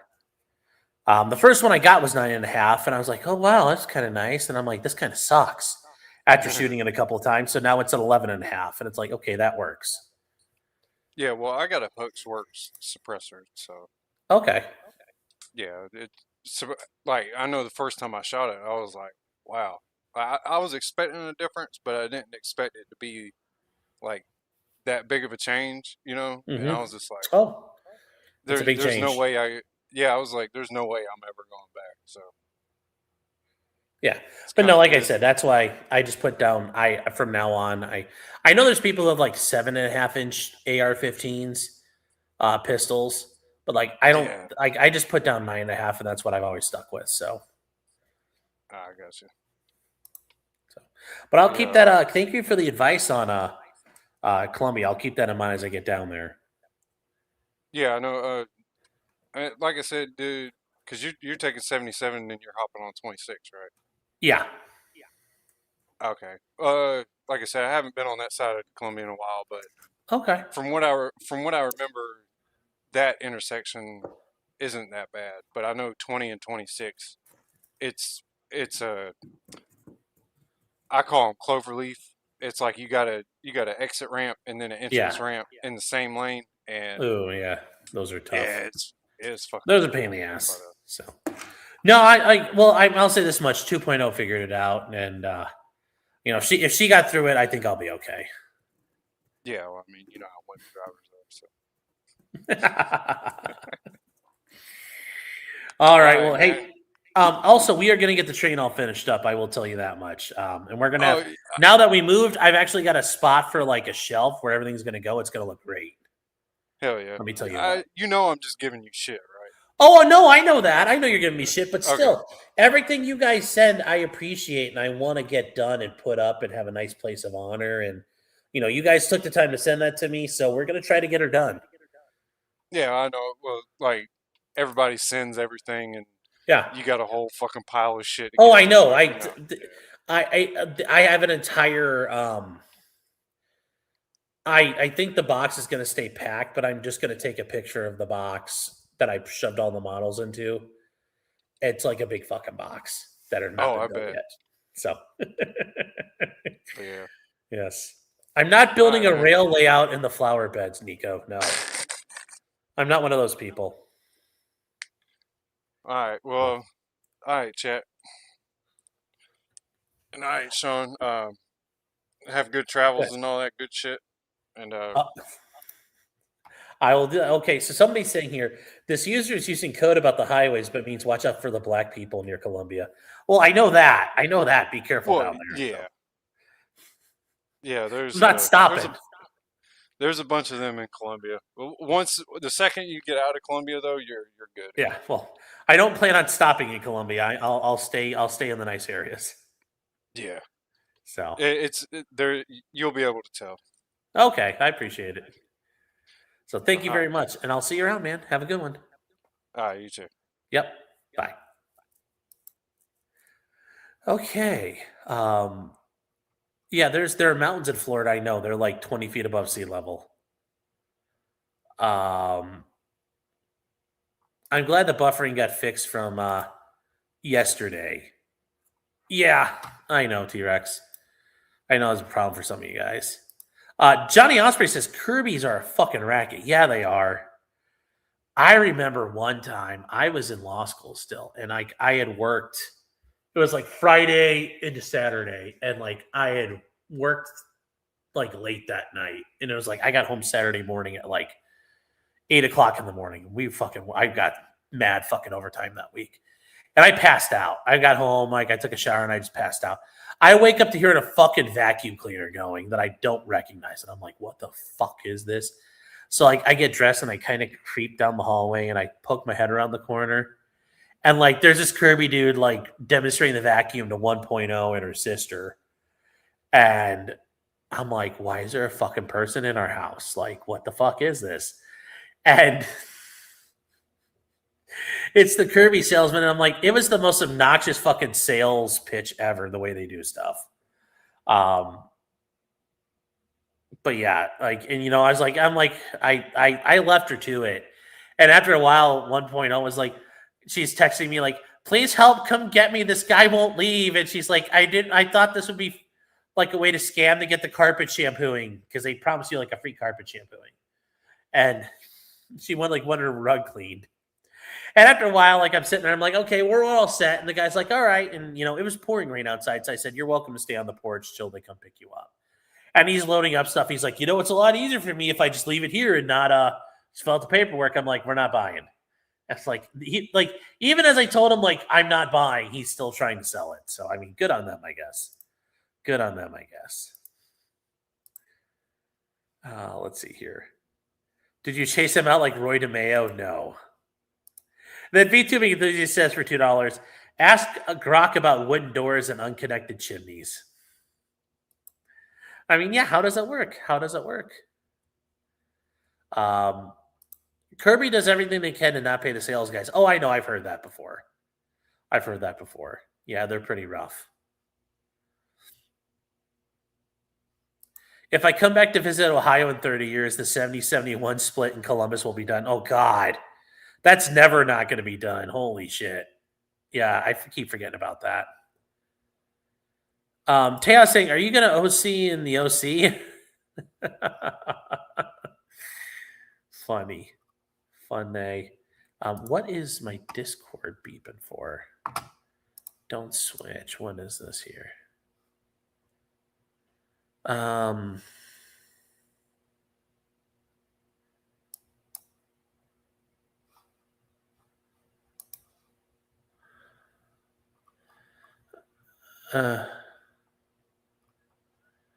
Okay.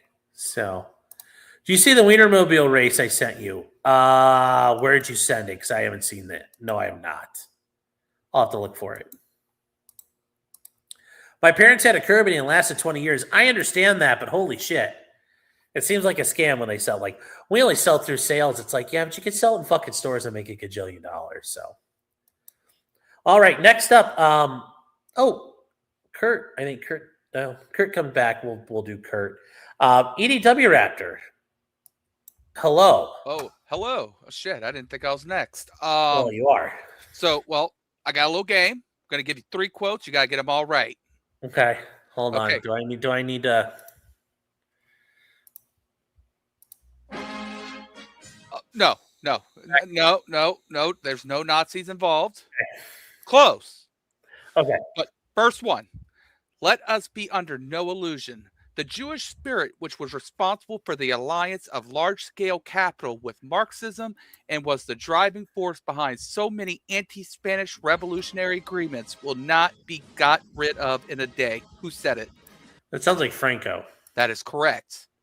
Second one. Okay, I mean, if might as well just. Oh, wow, sure. But we're going to a different time period on this one. Number 2. I'm not someone who usually sends out threats. I warn only once. The day they touch one of my men, the rule of law is over. Is this a criminal? No, it's another dictator. Mussolini. Nope. Different time period. What? Okay, what do you mean by different time periods? Well, post World War II. Post World War II, yes. Europe? No, sir. It'll be Western Hemisphere.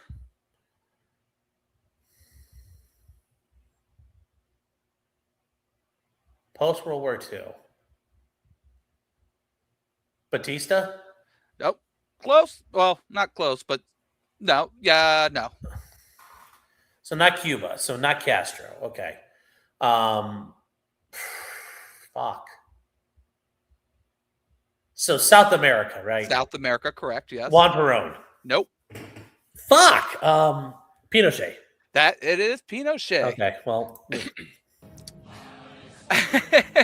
All right, so this one's going to be the hardest of the 3. Okay. This is post-World War II as well. Okay. The United States will, in the end, find itself a democratic oasis in a communist desert. I trust that the people of America will never sell out their freedom and democratic institutions at the price of peace. Actions, not words, will deter the world's aggressor. Oh, I don't know. Hold on here. I gotta read. Yeah, here we go. Sorry, I had to. We're gonna do a.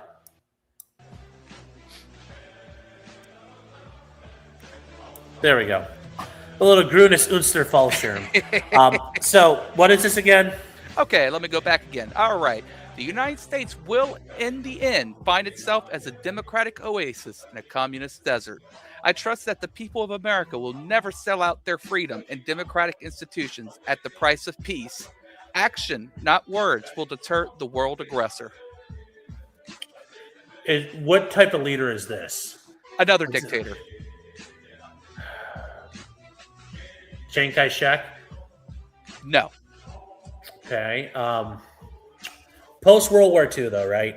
Yes. Sounds like late Cold War or early Cold War? Very early Cold War. Western Hemisphere or Eastern Hemisphere? Eastern Hemisphere. Asia. Ho Chi Minh? No. Because at the beginning he liked America.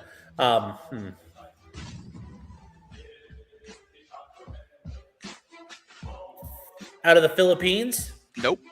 Okay, I thought you were going to say the Marcos regime. Is it the fucking South Korean dictator guy? What's his name? The general that got assassinated? It's not the general, but you got South Korea correct. Okay, now I got to Google because I don't know South Korean dictators. Is it the one who got murdered in the Blue House? I don't think so. That's where the Korean CIA and there was like a weird hit squad that showed up and killed him. Park Chung-hee? Yep. Nope. But somebody in chat already got it right. Oh, hold on here. Park Gin-hee? Nope. Oh, Syngman Rhee? Yes. Okay. But yeah, that was Yes, it. 3. I tried to get them progressively harder as we went. Okay, but I think that was last one was extremely based. That was a tough one. Yeah. No, that's a very base quote. You have to send that to me. All right. We'll send that one to me, please. But that'll be it. You have a great night, Sean, and good night, chat. Thanks. And Kurt, if you're out there, come back, man. Come back out. I saw you out there. Just working our way through people. I will say this is actually kind of funny. We'll see this real quick though. I liked it. This is very cute.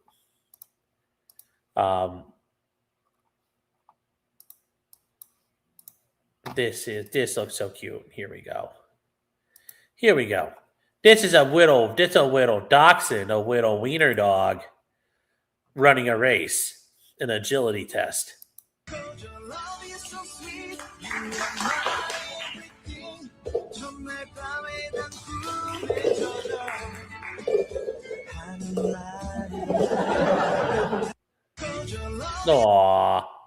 Aw, trying.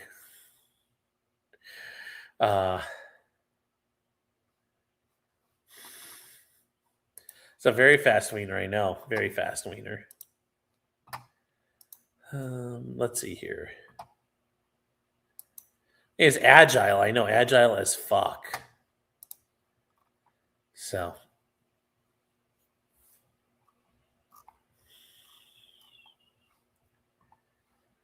Let's see here. What else you guys got here? Let me see. I'm just trying to catch up. Let's see here. Why is this? Oh, there we go. I hate this when it gets all. When you guys, I will tell you, when you're using StreamYard and you're on a laptop for some reason, it like fucks up all the layout. So it's really difficult to catch up here. That guy could compete with me. I know. Send him some rabbits after their burrows. He'll do fine. Yes. Oh, no. He'd be great. Is that the first wiener I've seen in a while? Well, it's not the first wiener your mom's seen in a while. Although EDW's back. Let's see what he's doing. He's smoking meth, probably. All right. Let's see here. What is...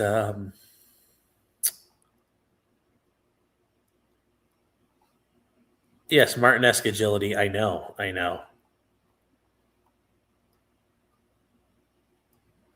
Why does EDW have Ethan Ralph's father as an avatar?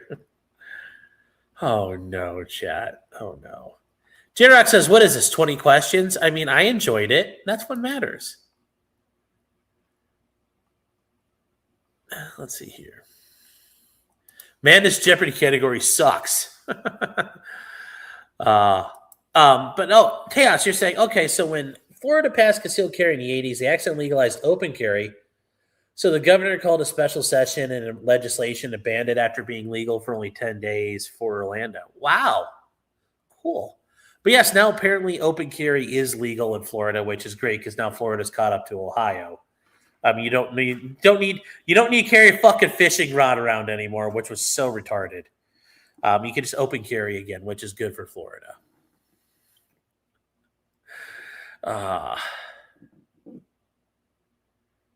Was it? No, Evo Morales, he's a commie, so.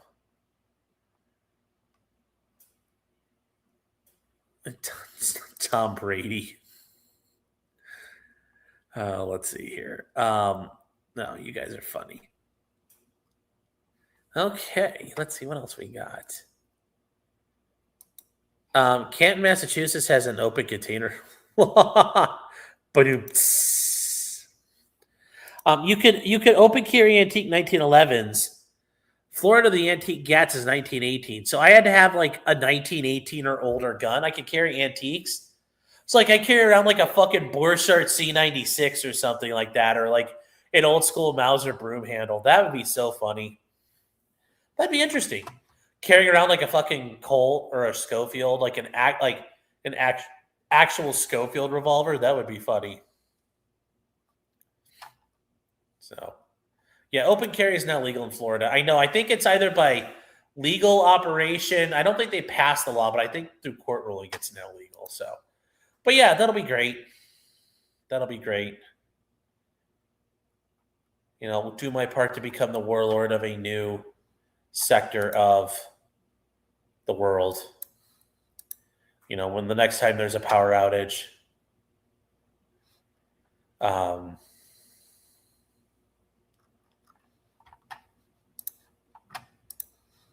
me see here. Where is the... Oh, we do have some interesting stuff, guys. I did want to show you this from Zero Fucks. He put together a thing for us. A nice little thing for us with our beloved best boy, Clyde. He's helping me with another thing I'm working on now, but we got a great thing from Clyde, and it's trying to load, but it's fighting me. Here, and let's see. Oh, why am I still at the bottom of the screen? There we go.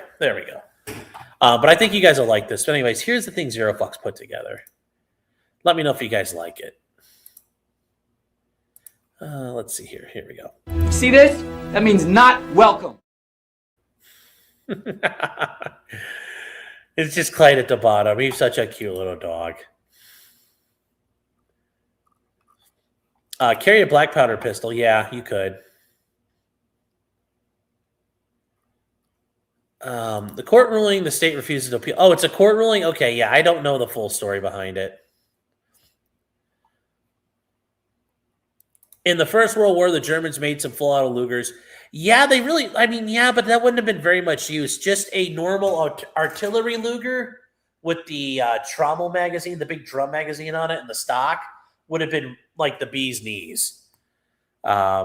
I take it good says a full auto C96 with a broom handle and box magazine. Schnellführers were not in existence in World War I. So anything pre-1918, you would not find a detachable box magazine broom handle.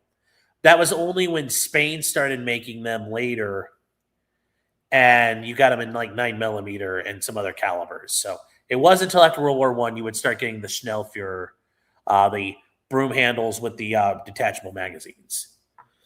So, is Florida still red flag state? Yes, it is. A lot of states have red flags now, but like Florida's pretty serious red flag. So, Teos saying, why not? Hear me out. A Yugo 8mm Mauser AK. Well, I have an 8mm Mauser from you. I have a Yugoslavian. It's like an M48. Converted to take 25 round MG13 mags. Well, the problem is, though, the Yugo Mauser would not have been pre-1918. So that won't work. But you could take like a Mauser AZ, the really short, the Austrian short ones, loaded with B Patron for home defense. Yes, that would be great.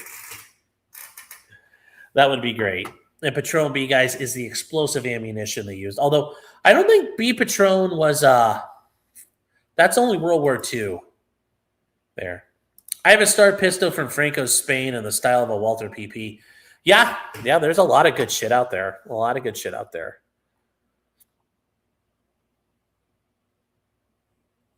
Yeah, that's the thing. Bump stocks, force reset triggers. Yeah, all of that's banned. Yep. Yugoslavia is the only country to make AKs in 8mm. Yeah, but I mean, when you think about it, like you could do it in 308. 8mm makes sense too. You have a 1911 from Franco Spain based. Hopefully, it was used during the war and killed some dissidents. I don't know if there's any more guys. I think everything's kind of quieted down at the ICE facility. So that's Helvigay of Florida to ban FRTs. Yeah, well they got all tampon-y about Parkland and all that gay shit. So hopefully that gets fixed. I know I talked to Fudbusters about this a little bit. There are a lot of lawsuits going right now to fuck up all that stuff. So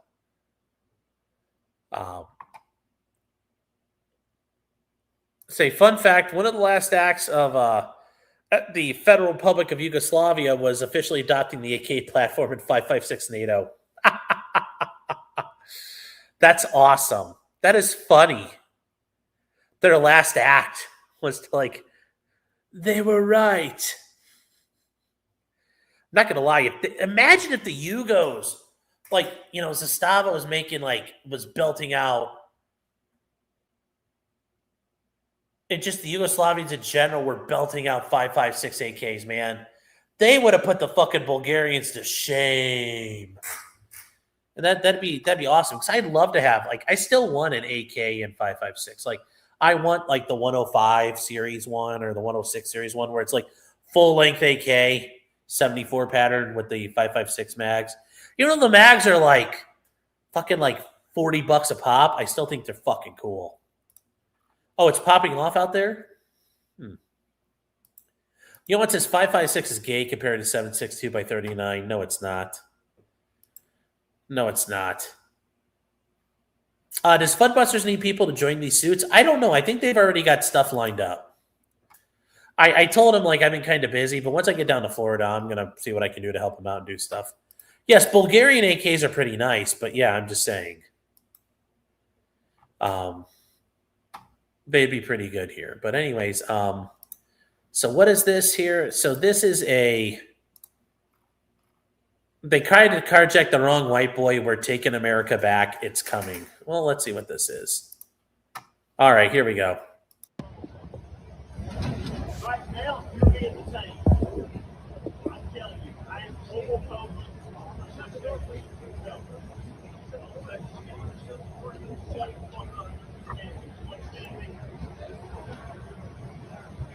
Still the fuck out, but I get somebody else to understand me. Somebody right now, though.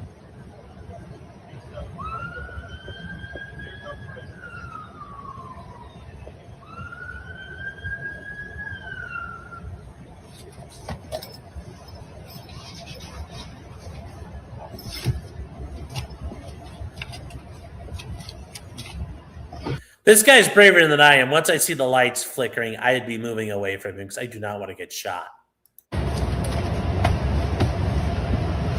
Those cops are fucking OGs. They're just walking along like no big deal. This guy must be a cop too.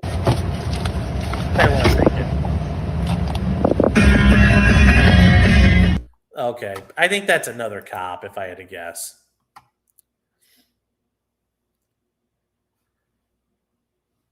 So, just start blasting, yeah. They're saying the Zastava M90 is unique and they use the M16 flash hider in the originals. Now they use the name for their modern AKs that take StanX. Yeah, but AKs that take like M16 magazines, that looks like shit to me. I don't want that. I want fucking like Arsenal SLR 105s or 106s. I want an AK-74 taking 5.56. I don't want fucking... I think it's cool that people have been able to do that where you can make an AK-47 platform take AR-15 magazines. I get it. That makes sense. It's probably cheaper and economical nowadays. But I want to be able to at some point get where I'm like fucking like clack and like fucking racking that shit and like running an AK in 5.56. So, yeah. So I'm just saying. The cameraman is gay, yeah.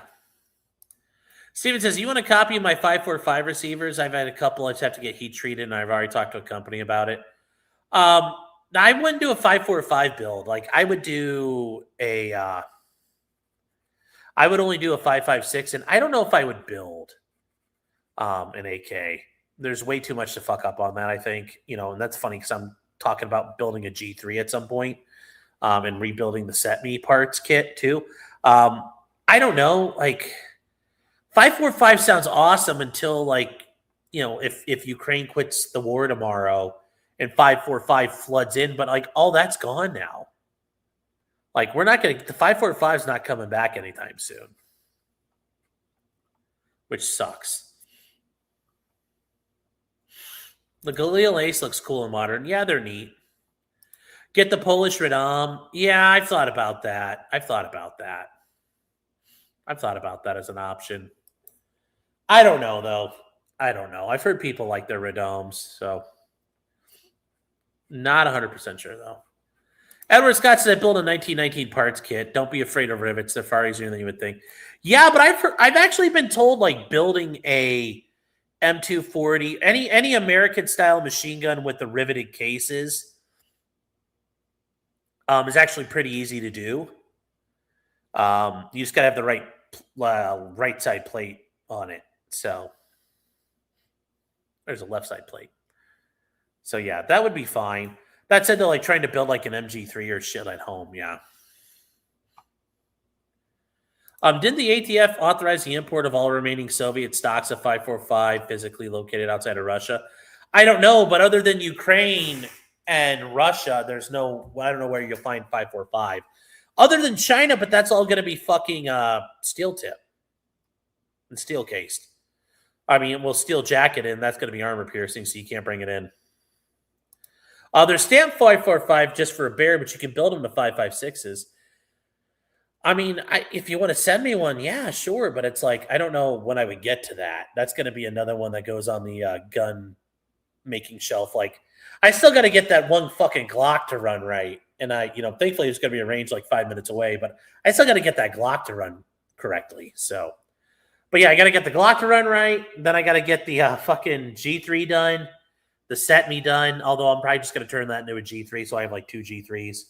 I know somebody before, like I'd mentioned doing like a G3K, but talked to Matt about that. He's like, those are a waste of fucking, you're wasting so much power and you lose so much off the end of that. It's not worth it. So I'm not going to do a G3K.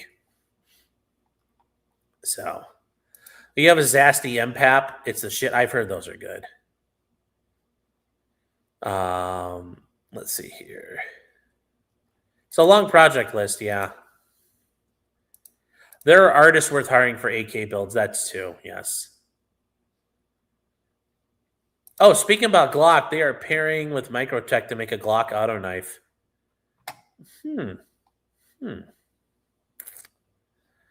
Hellcat says, I'm coping with my G3 clone. Well, that's something I've looked at it. Like that Portuguese contract, the FMP G3s that I got the parts kit for. HK parts is selling for $150. Dude, they come with everything. They come with everything. Bolt carrier, bolt, all that shit. And they're pretty good shape. And uncut barrels. So there's a lot there. There's a lot there.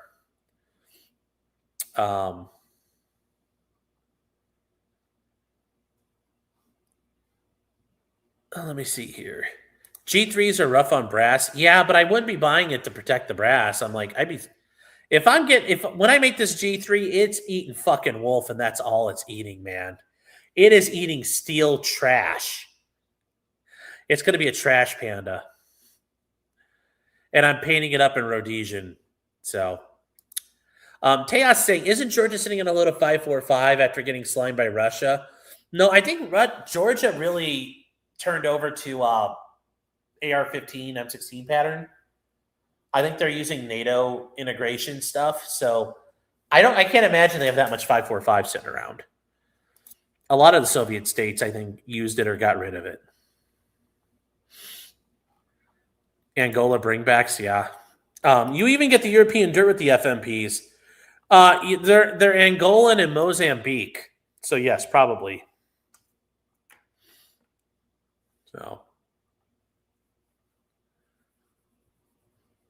eat what the monkeys eat. It says, I have a teaspoon in strong language as I live in Australia. I'm so sorry to hear that. I'm sorry to hear that, man. I am so sorry. There's a lot more people writing tonight. Let's go see how this is looking tonight, chat. All right, is the audio any better? Let's see. Kim Higby's live.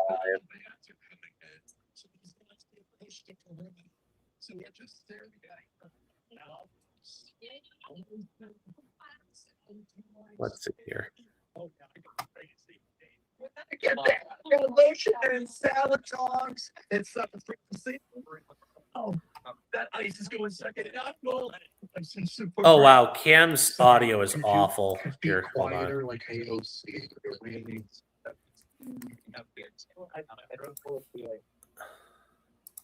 We'll use status quo. They have better quality, even though they're commies. Any type of colonization, any type of progress. They call it progress in Europe, and I think it's strange that they brought that mentality over here through Manifest now, land grabbing and eminent domaining and like Manifest Destiny's based legally everything. Manifest you can Destiny now reverse chat. the mining laws and activate something that was in 1863. You can literally, it's like people are like, well, the town wasn't even there. Manifest Destiny chat. That's all that matters. Manifest Destiny chat. It's You never know with these people. Manifest Destiny chat.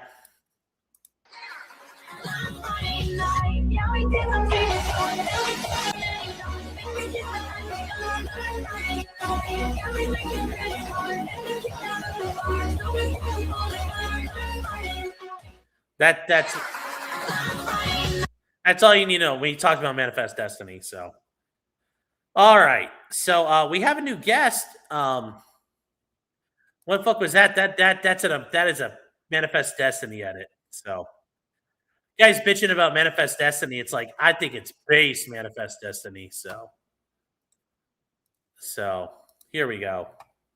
Was that a Destiny follower? Probably. All right, we got another caller right now. Coming to the stage is Jack. Hi, Jack. How you doing?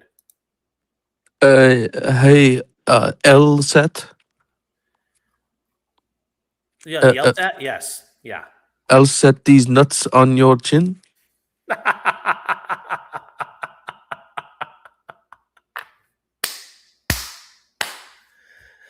Oh, that should get clipped. That should get clipped.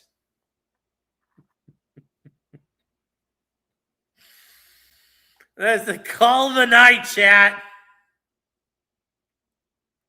Shut it down. We can't beat that. We've peaked.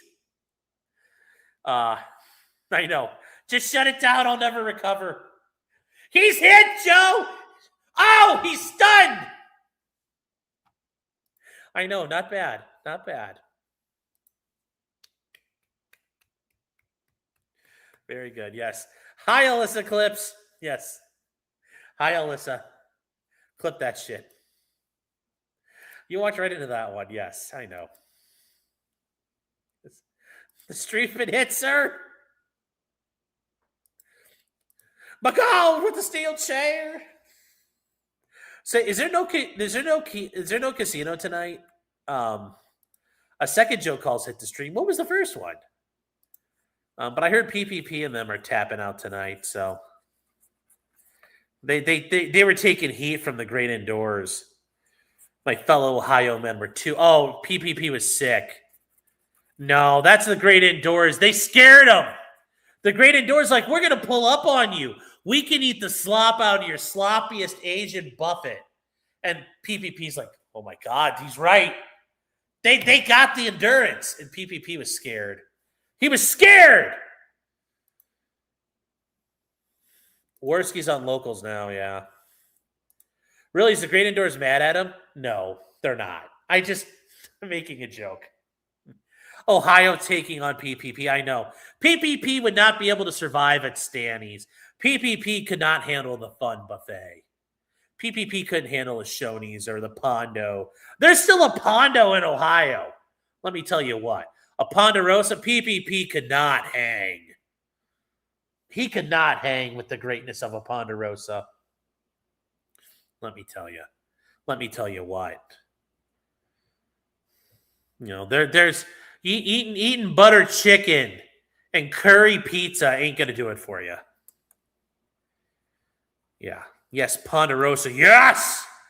There was. My time, where I grew up, there used to have Ponderosa, and they bulldozed it and put in O'Reilly's on it. But, yeah, that was a thing. Yeah, he can't even handle Stoney's or Shoney's, yeah. PPP would close them down. No, he couldn't. He could not. He could not, chat. He does not have. He cannot. He does not have what it takes to pack the gear to serve in this country as a fat man. He could not be an American. A Canadian fat is not American fat. He does not pack the gear to serve in my beloved fat man corps. PPP was betting the casino on hockey. Yeah. So he's not. It's like saying Canadian football is like American football. Ain't the same thing. Ain't the same thing. Ain't the same thing. Never will be the same thing. He couldn't handle it. He could not handle it. So Michigan is Ponderosa. I loved it. Well, the Ponderosas are like all independent now because Ponderosa itself went up. If you and PPP ever go up the Mississippi and Missouri, go to Sykes Cafe. I've heard of that place. So Jim says there's no more Duffs in Ohio. There's a Pondo in Ohio. PPP wears an Ohio medium. Yes, that's right. PPP really adopted the fatness. Yes. I prefer Golden Corral. Yeah, I mean, I don't. Golden Corral is kind of shit. Like, unless you go when there's no one there and you're not getting grossed out, but like Golden Corral is really bad in my opinion. Like, I don't really like Golden Corral. So, are you going to cover Steven Tyler Swain? Apparently some lawyer was banging the family dog. I was not aware of this. So yes, send me information.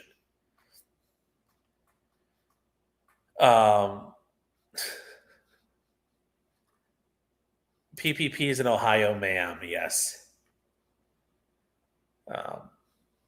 It depends. The one local to me have really good steaks, but others are awful. I've never been to a good one. I've never been to a good Golden Corral. Kuwait is getting bombed. Well, good.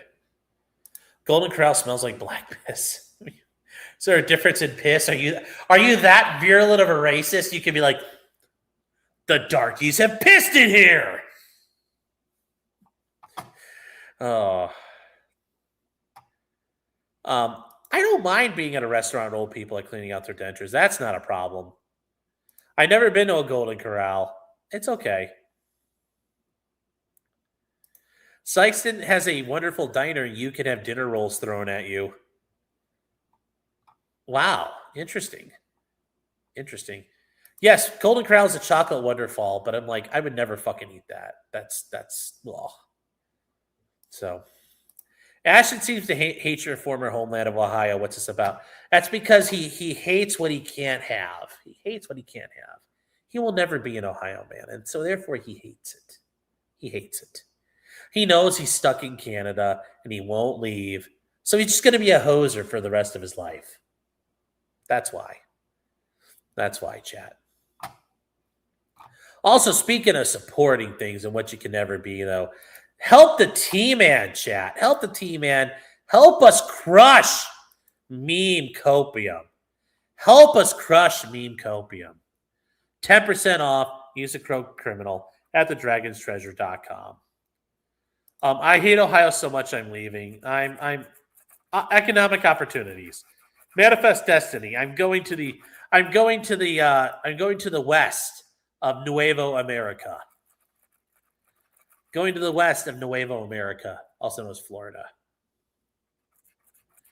But no, I think I like PPP. He's inside every Canadian is an American trying to get out. So, this should be good. An ICE agent fucking housing a guy. We'll watch this here real quick. Meme is not an American. That is correct as well, Chad. He is not an American. Okay, here we go. This is from earlier today, guys, obviously.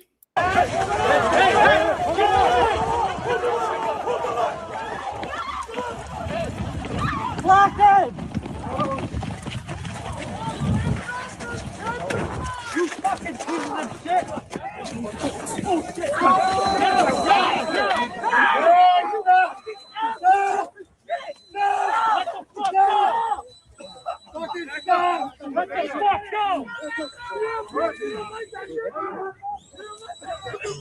Well, I don't. So where's the linebacker guy? But yeah, these guys got some hops on them though.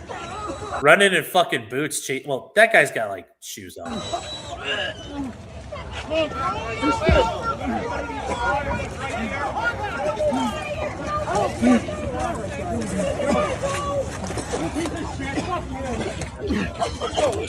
take no dogs. Back up! Back up! Back up! Back up!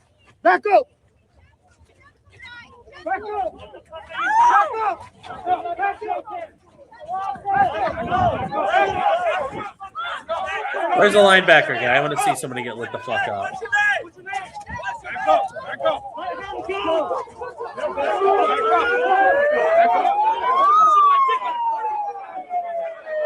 That's pretty impressive. Although you don't like this ice agent was like a linebacker tackle on the ground. That wasn't really like that. That was kind of a letdown. That was false advertising. False advertising, chat. He was a medic. Yes, aim.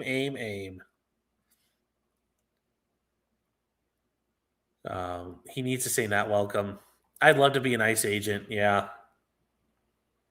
Is Viva still in Florida? Yes, from what I understand. Yes, I think he lives in Florida still. Cope be having like 90% off. That's the only way Meme could win is by giving it away and getting free. That's the only way Meme can beat me. It's with welfare and communism. It's the only way he could beat me. And it'd be very dishonorable. Very dishonorable. Aim. That's right, chat. Aim. So. Let's see. Deport that Canadian. Yeah, I agree they should. Trade Viva for PPP. Yes, that would be great. That would be a good trade. I would trade that. I would make that trade. I'm like Aldo Ray. I would make that trade every day. I would make that trade. So, but yeah, him and Worski both. Give him passports. Be like, here you go, bros. Force PPP to work with Barnes. That would be funny. That would be so funny, chat. Give us Ashton and Race Worski. Yes, I think so. That'd be great. PPP's a pinko. No, he's not. Oh, yes. In the 250th round, we have a trade. Yes. Zap says they're both from Quebec. I don't like. Here's the thing. I think PPP says like they both live in like the suburbs of like on Toronto. I think they both live in like Brampton. I think.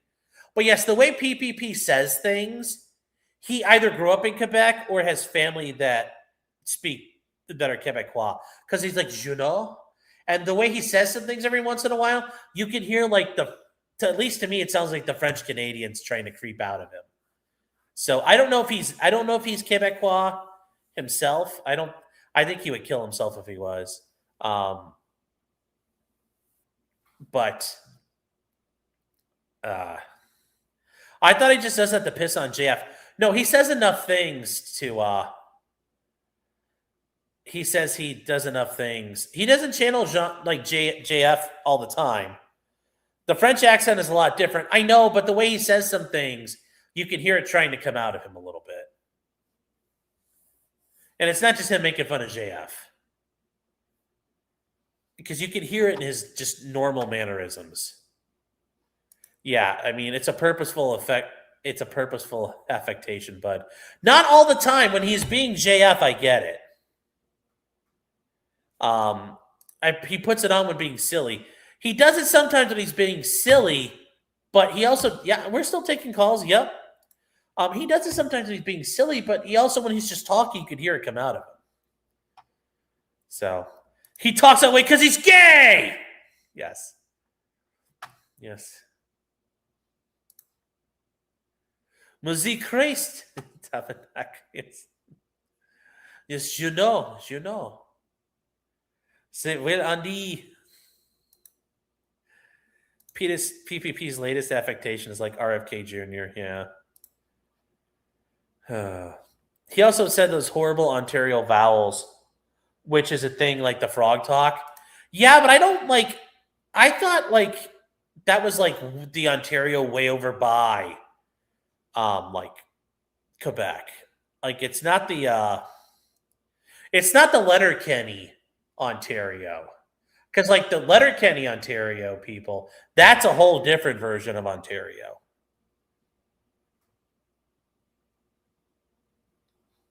So Pesca said, I didn't know I was a member. Thanks for the membership. Well, we open it up to everybody. So he does the Alberta accent, basically, I guess. So all right, we got another caller. Mega Mobas. How you doing, man? Hey, Sean. What's up? It's been a kind of a shitty day. Well, I'm sorry to hear that. You all right? Lost a really close friend of mine this morning. Well, I'm sorry to hear that. I was gonna say, I hate to bring the mood down. Yeah. My other friend, who's also a follower of the show, called me this morning about 5 o'clock. Mm-hmm. It's hay season, and a buddy of ours was out cutting hay, and his wife was bringing some food out to him. It was about 1 o'clock this morning, and on her way back, she hit a pole in the field, and it flipped the UTV over, and it landed on top of her. Oh no! Yeah, I'm sorry to hear that. My condolences to you and your friend. I appreciate that. Friends. So, no, I thought you were going to tell me when somebody's hay, like bringing in the hay, they fell in the auger or something, and I was like, yeah, I know. It's like when he called me this because that's usually how that's how that story goes. Sadly, most of the time. Well, and it was one of those things where it's like that one friend that calls you in the morning, and they don't normally call you, and you're like, what the hell? So yeah, it's been a fun day. Well, like I said, I'm sorry to hear that. I hope, I mean, I wish I could offer you something other than, I'm sure your friend's going to appreciate you guys being there for him coming up. And that's probably the one thing you can do is just be there. So, well, it doesn't help that they live on the other side of the state too. Yeah, but you can still be yeah. there for him though. Yeah. You can still be there for him. That's, yeah. I mean, yeah, no, I'm sure your friend's going to be, at the end of this is going to be thankful to have somebody like you in his corner. So, I think the thing that kind of really hit me the most is that they've got 2 young kids. They got a 6-year-old and a 2-year-old. That's going to be rough. That's going to be rough. No, that's not going to be. It's not going to make it any better. But, the best thing you can do is be there for your buddy. He's going to need all the help and all the positivity and people, being there for him. He's going to need that. So, well, and it didn't really hit me until my friend who called me this morning told me that they had to take his guns away from him.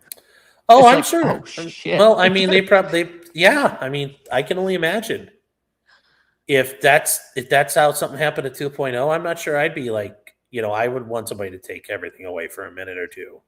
Not saying I would, but I'd be like, yeah, I kind of understand that's not a bad idea right now. Mm-hmm. So, I wish I had something more positive to add to the. No, that's okay, man. It's that's life. That's life. That's like I said, my thoughts go out to your buddy. Yeah, I can't imagine. Like he lost his wife, and his kids don't have their mom now. So,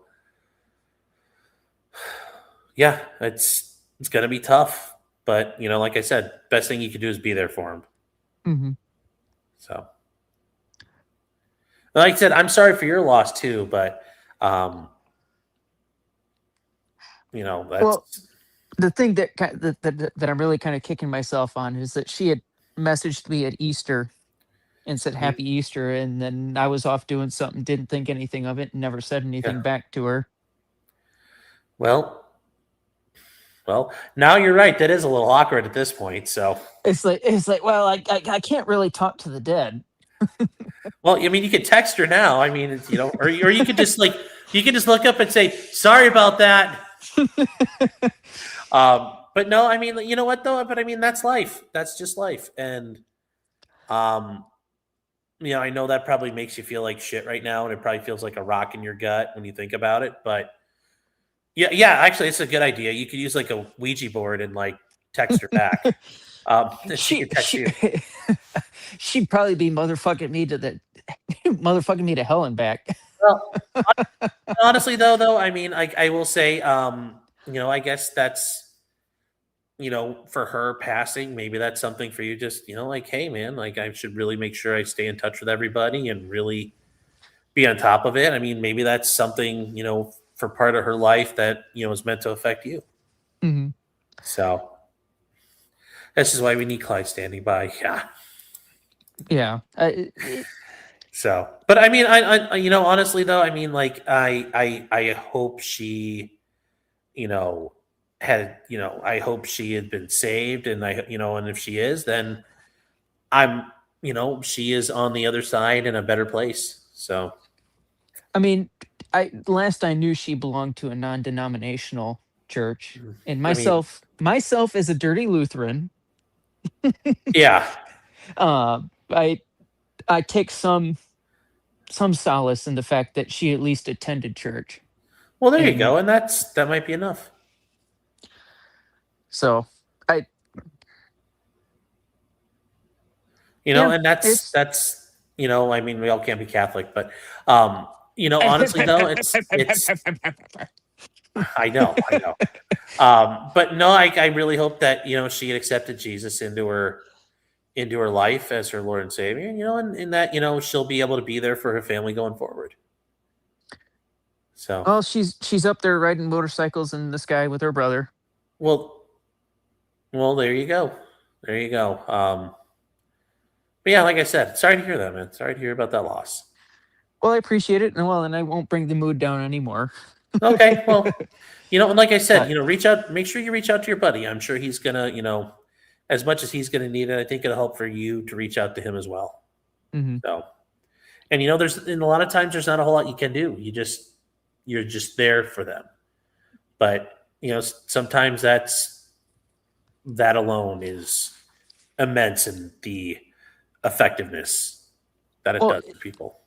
In the typical Midwestern fashion, they've always been the ones that have been there for me. So it's like, I feel like I need to repay the favor now in some form or fashion, but I just kind of don't know how.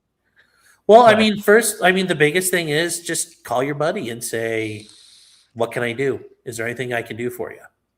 Mm-hmm. And see what, and start from there. And just start from there, and Missouri Battle Flag. Yeah. What was her name, by the way? Stacy. Stacy? Mm-hmm. Well, but yeah, just call your buddy and say, what can I do? What can I do? Maybe he just wants you to sit there on the phone for him. Maybe he wants you, to come out and give him a cuddle. I don't know. I mean, I would just. He is like the quintessential backwoods Midwestern guy. The first time I met him, mm-hmm. I was with my other buddy, mm-hmm. and he had took me out to their farm, mm-hmm. and we were in the horse barn, and there was a mangy fox in one of the horse stalls. Mm-hmm. And this motherfucker pulls out his 45 that's always on his hip, mm-hmm. and we're all standing in the horse barn, and we just hear bang. It's like I was deaf for probably about a good minute or two. Well, he sounds like a good dude, and like I said, just be there for him. Just be there for him. That's like the best thing you can do. Yeah. And he's still been hurting. He lost his dad last year to cancer because of a misdiagnosis from the doctor that said he had Parkinson's. Oh. Because it showed the same signs, the same triggers and everything, but it was actually just a tumor in his head. Yeah. Oof. Well, and Thomas is right. Actually bother him. And, Afton said, if you can make it out there for him, I know you said he's on the other end of the state, but I know it's coming up on the weekend here. Like, if you could show up for like a day, like, man, I'll help you do some chores, or I can help do some stuff you don't have to worry about today. Mm-hmm. Or, like if you can help them watch the kids for a bit, whatever it is, like I said, just, show up for that. Yeah, I was trying to decide what I was going to do this weekend, and I think I might end up going down. I mean, if you can't, it's understandable, but if you could, I know he would appreciate seeing you. So, mm-hmm. And if you get in it once he sees you, he'll be happy, and then you guys he might kiss you or you kiss him, and then you guys will appreciate each other even more. But in reality, I'm joking. In reality, though, he would he'd probably put a 45 in my head if I tried to do that. Oh well, see, hey, that's like in The Sopranos where they're having sex and he's got the gun to her head. She liked it, but just if you can show up and you'll kind of force it on him and he'll that's if you can do it. But if you can't, though, I understand it's a distance, but if you can make it out there, I know he would probably appreciate that so much. Well, and I would have gone down there today, but today it felt like it would have been inappropriate, with all the family and everybody being around and everything. But yeah, and that's where you can, if you feel like you have to call ahead of time, you can. Or, if you just want to show up, show up. I mean, it all depends. Yeah. But yeah, thoughts and prayers for Stacy, and that she's in a better place right now, and for her kids, those gotta suck. So well, I appreciate it, Sean and Chad. I appreciate your kind words, and I'll get off my soapbox now.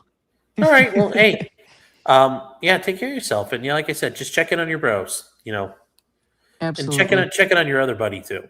And if you guys could show up together, that would probably be even tougher. Or that'd make it less tougher. Yeah. Well, he's been there all day today. His fiance drove from the west side of Michigan about an hour and a half to wake his ass up this morning because he wouldn't answer his phone. Oh wow. Yeah. Well, honestly though, it's just show up. I'm sure that it sounds like it'll be great. So yeah. All right. Well, hey man, take care and good luck to you out there. All right. Will do. And thank you, Sean. All right. Have a good one. Yep. You too. Bye. Bye. Steve says, I need to learn. Yes, learn the sense of thank you for calling. Yes. I agree it's never inappropriate, but I understand people don't want to impose or be untoward. I hate to use, Keanu stuff there, but thoughts and prayers to that family. It's gotta be tough for those kids and for the dad going forward. So Elaine's Rotten Bottom says Dutch rudder time. Yeah, hey man, it gets lonely on the farm.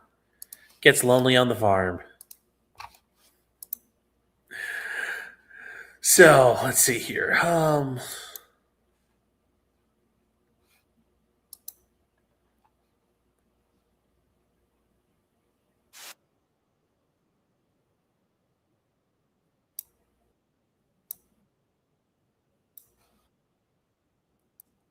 So let's see here. What else we got? Yes, East of the Rockies, you're on the air. The Kitchen Chronicles, yes. What a call. And I mean, hey man, it's life. It's life, And yeah, it's gotta be tough there. It's gotta be tough. And I hope this weekend he can be there for his buddy. Flayrex says it gets lonely on base as well.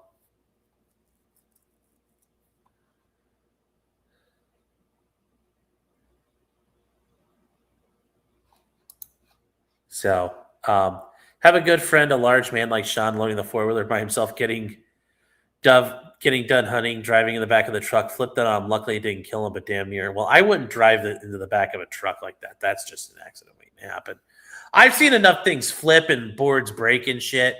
It's like you haul that shit on a trailer. At least I would. Too many times that shit makes me nervous. Yes, East of the Rockies is a coast-to-coast reference. Of course, Wildcard Line, you're on the air. For those of you, dial your Sprint access code, hit option 5, and tell the operator to dial. New career, potentially therapy. I mean, honestly, you listen, happens all the time for people, man. When you do this law stuff, it's generally people aren't doing stuff because they want to do it. It's because something's happening or they're worried about something happening. So, yeah.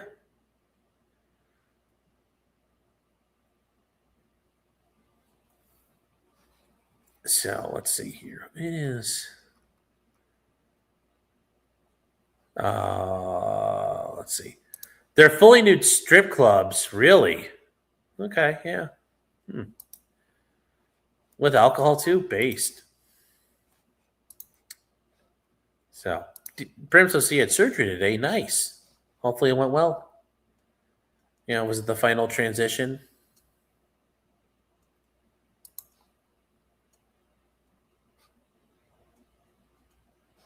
A psych degree would probably make me a better lawyer. It probably would, but I mean, you kind of get you get like an improvised psych degree by just dealing with people as an attorney, especially like in a public defender role. You really get all that there. So, trust me.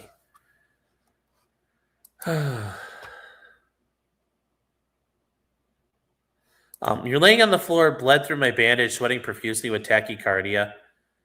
I hope you talk to your family. Have somebody there with you, dude. If that's really happening, don't bleed out. Please don't, man. Please don't. And then Count Steve says, I want the call about having a friend who was a successful lawyer to streamer, but then went downhill with drugs and degeneracy, and then all Minnesota covered for him as a conspiracy. Well, I can't help you on that one. I'm not sure what you're getting at, sir.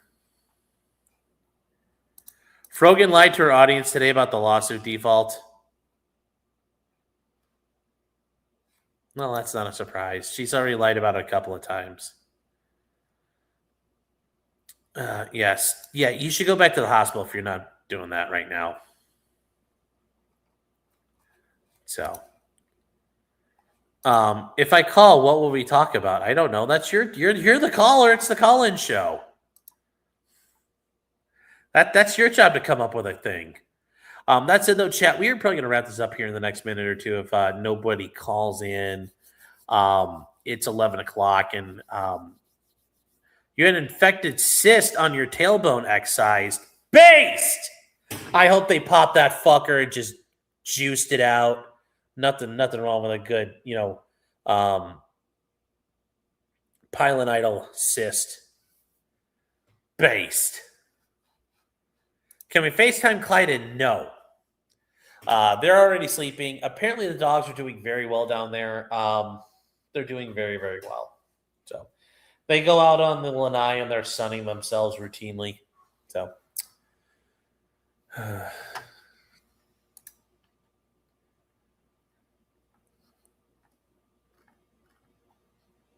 you need to have general anesthetic for that procedure. Well, it depends. If they're removing the actual sinus tract, yes. But I've had pilonidal cysts and they've lanced them before and drained them, and it's the best feeling in the world when they take the pressure off.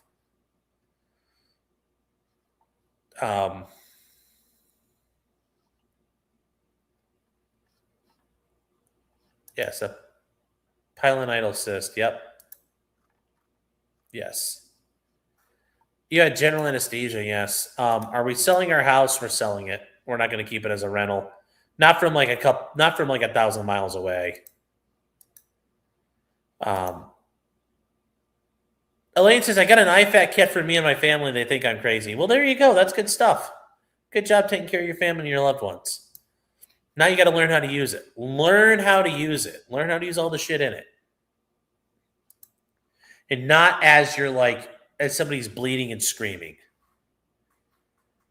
Oh. Brimstone says they put me under, cut me open, and sealed my butt crack to make it flat. Oh, wow. That's rough. All right, guys. Well, with that said, we are going to wrap this up here, and I will talk to you guys tomorrow. Remember, we got the Thursday show. I got to get up in the morning. I got things to do, so this is perfect timing. Ice is outnumbered tonight. Well, that's good. That means there'll be some fighting. And guys, thank you all for being here. And I hope you guys enjoyed this show. And we'll do some more call-in stuff. And prayers for Stacy and her family. Sure. Yes. Brimstone says, if your current rate's under 4%, you should keep it in rent. I don't know. Have to talk about that. Well, let's talk about that. But yeah, good night, everybody. And you're sleeping in now. The boss is gone. Well, no, I still have court and shit to do. So like tomorrow morning, I got 8:30 stuff, and then I got an 11, and then I got a couple things in the afternoon. So I'm going to be working. Can we get a photo pup date tomorrow? I will talk to 2.0 and get one for everybody. So good night, chat, and remember until next time, guys. Just because you did it does not mean you're guilty. Boop. No, Train Sim stream. I don't have Steam on this. It's a laptop. I'm not playing fucking Train Sim on a fucking laptop. So no, not till I get down there. Like the rig's all gone, guys. The rig's all packed up. What is the judge going to do if you're late? Hold me in contempt. Was he going to stop me from practicing in Ohio? Well, no, but like if I go to Florida and I have problems in Ohio, Florida's going to be like, take care of your problems in Ohio. So yeah. So yes, that could be a problem. So Jim says, are you down in my neck yet? No, not for a couple weeks still. El Augusta says, I play on a laptop, you coward. Well, I don't play on a laptop. I have a rig, son. I have a gaming rig. So no, not at all. So good night, guys, and take care of everybody. Once again, prayers to Stacy and her family out there. So yeah, good night, guys, and I will see you tomorrow. Where's the thing? There we go.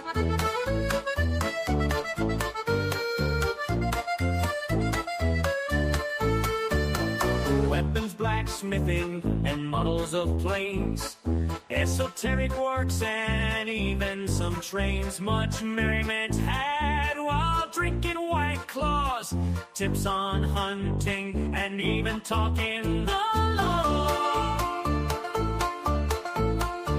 Whatever you do, just don't talk to cops, even when they nab you on illegal stops. Just 'cause you did it doesn't mean you're guilty, but please talk to a local attorney. Was that the fat guy Rick hated yelled at? Why, yes it was, he even knows he's fat. For all this fun and more, there's one place to go, here on Sean Martin's Potential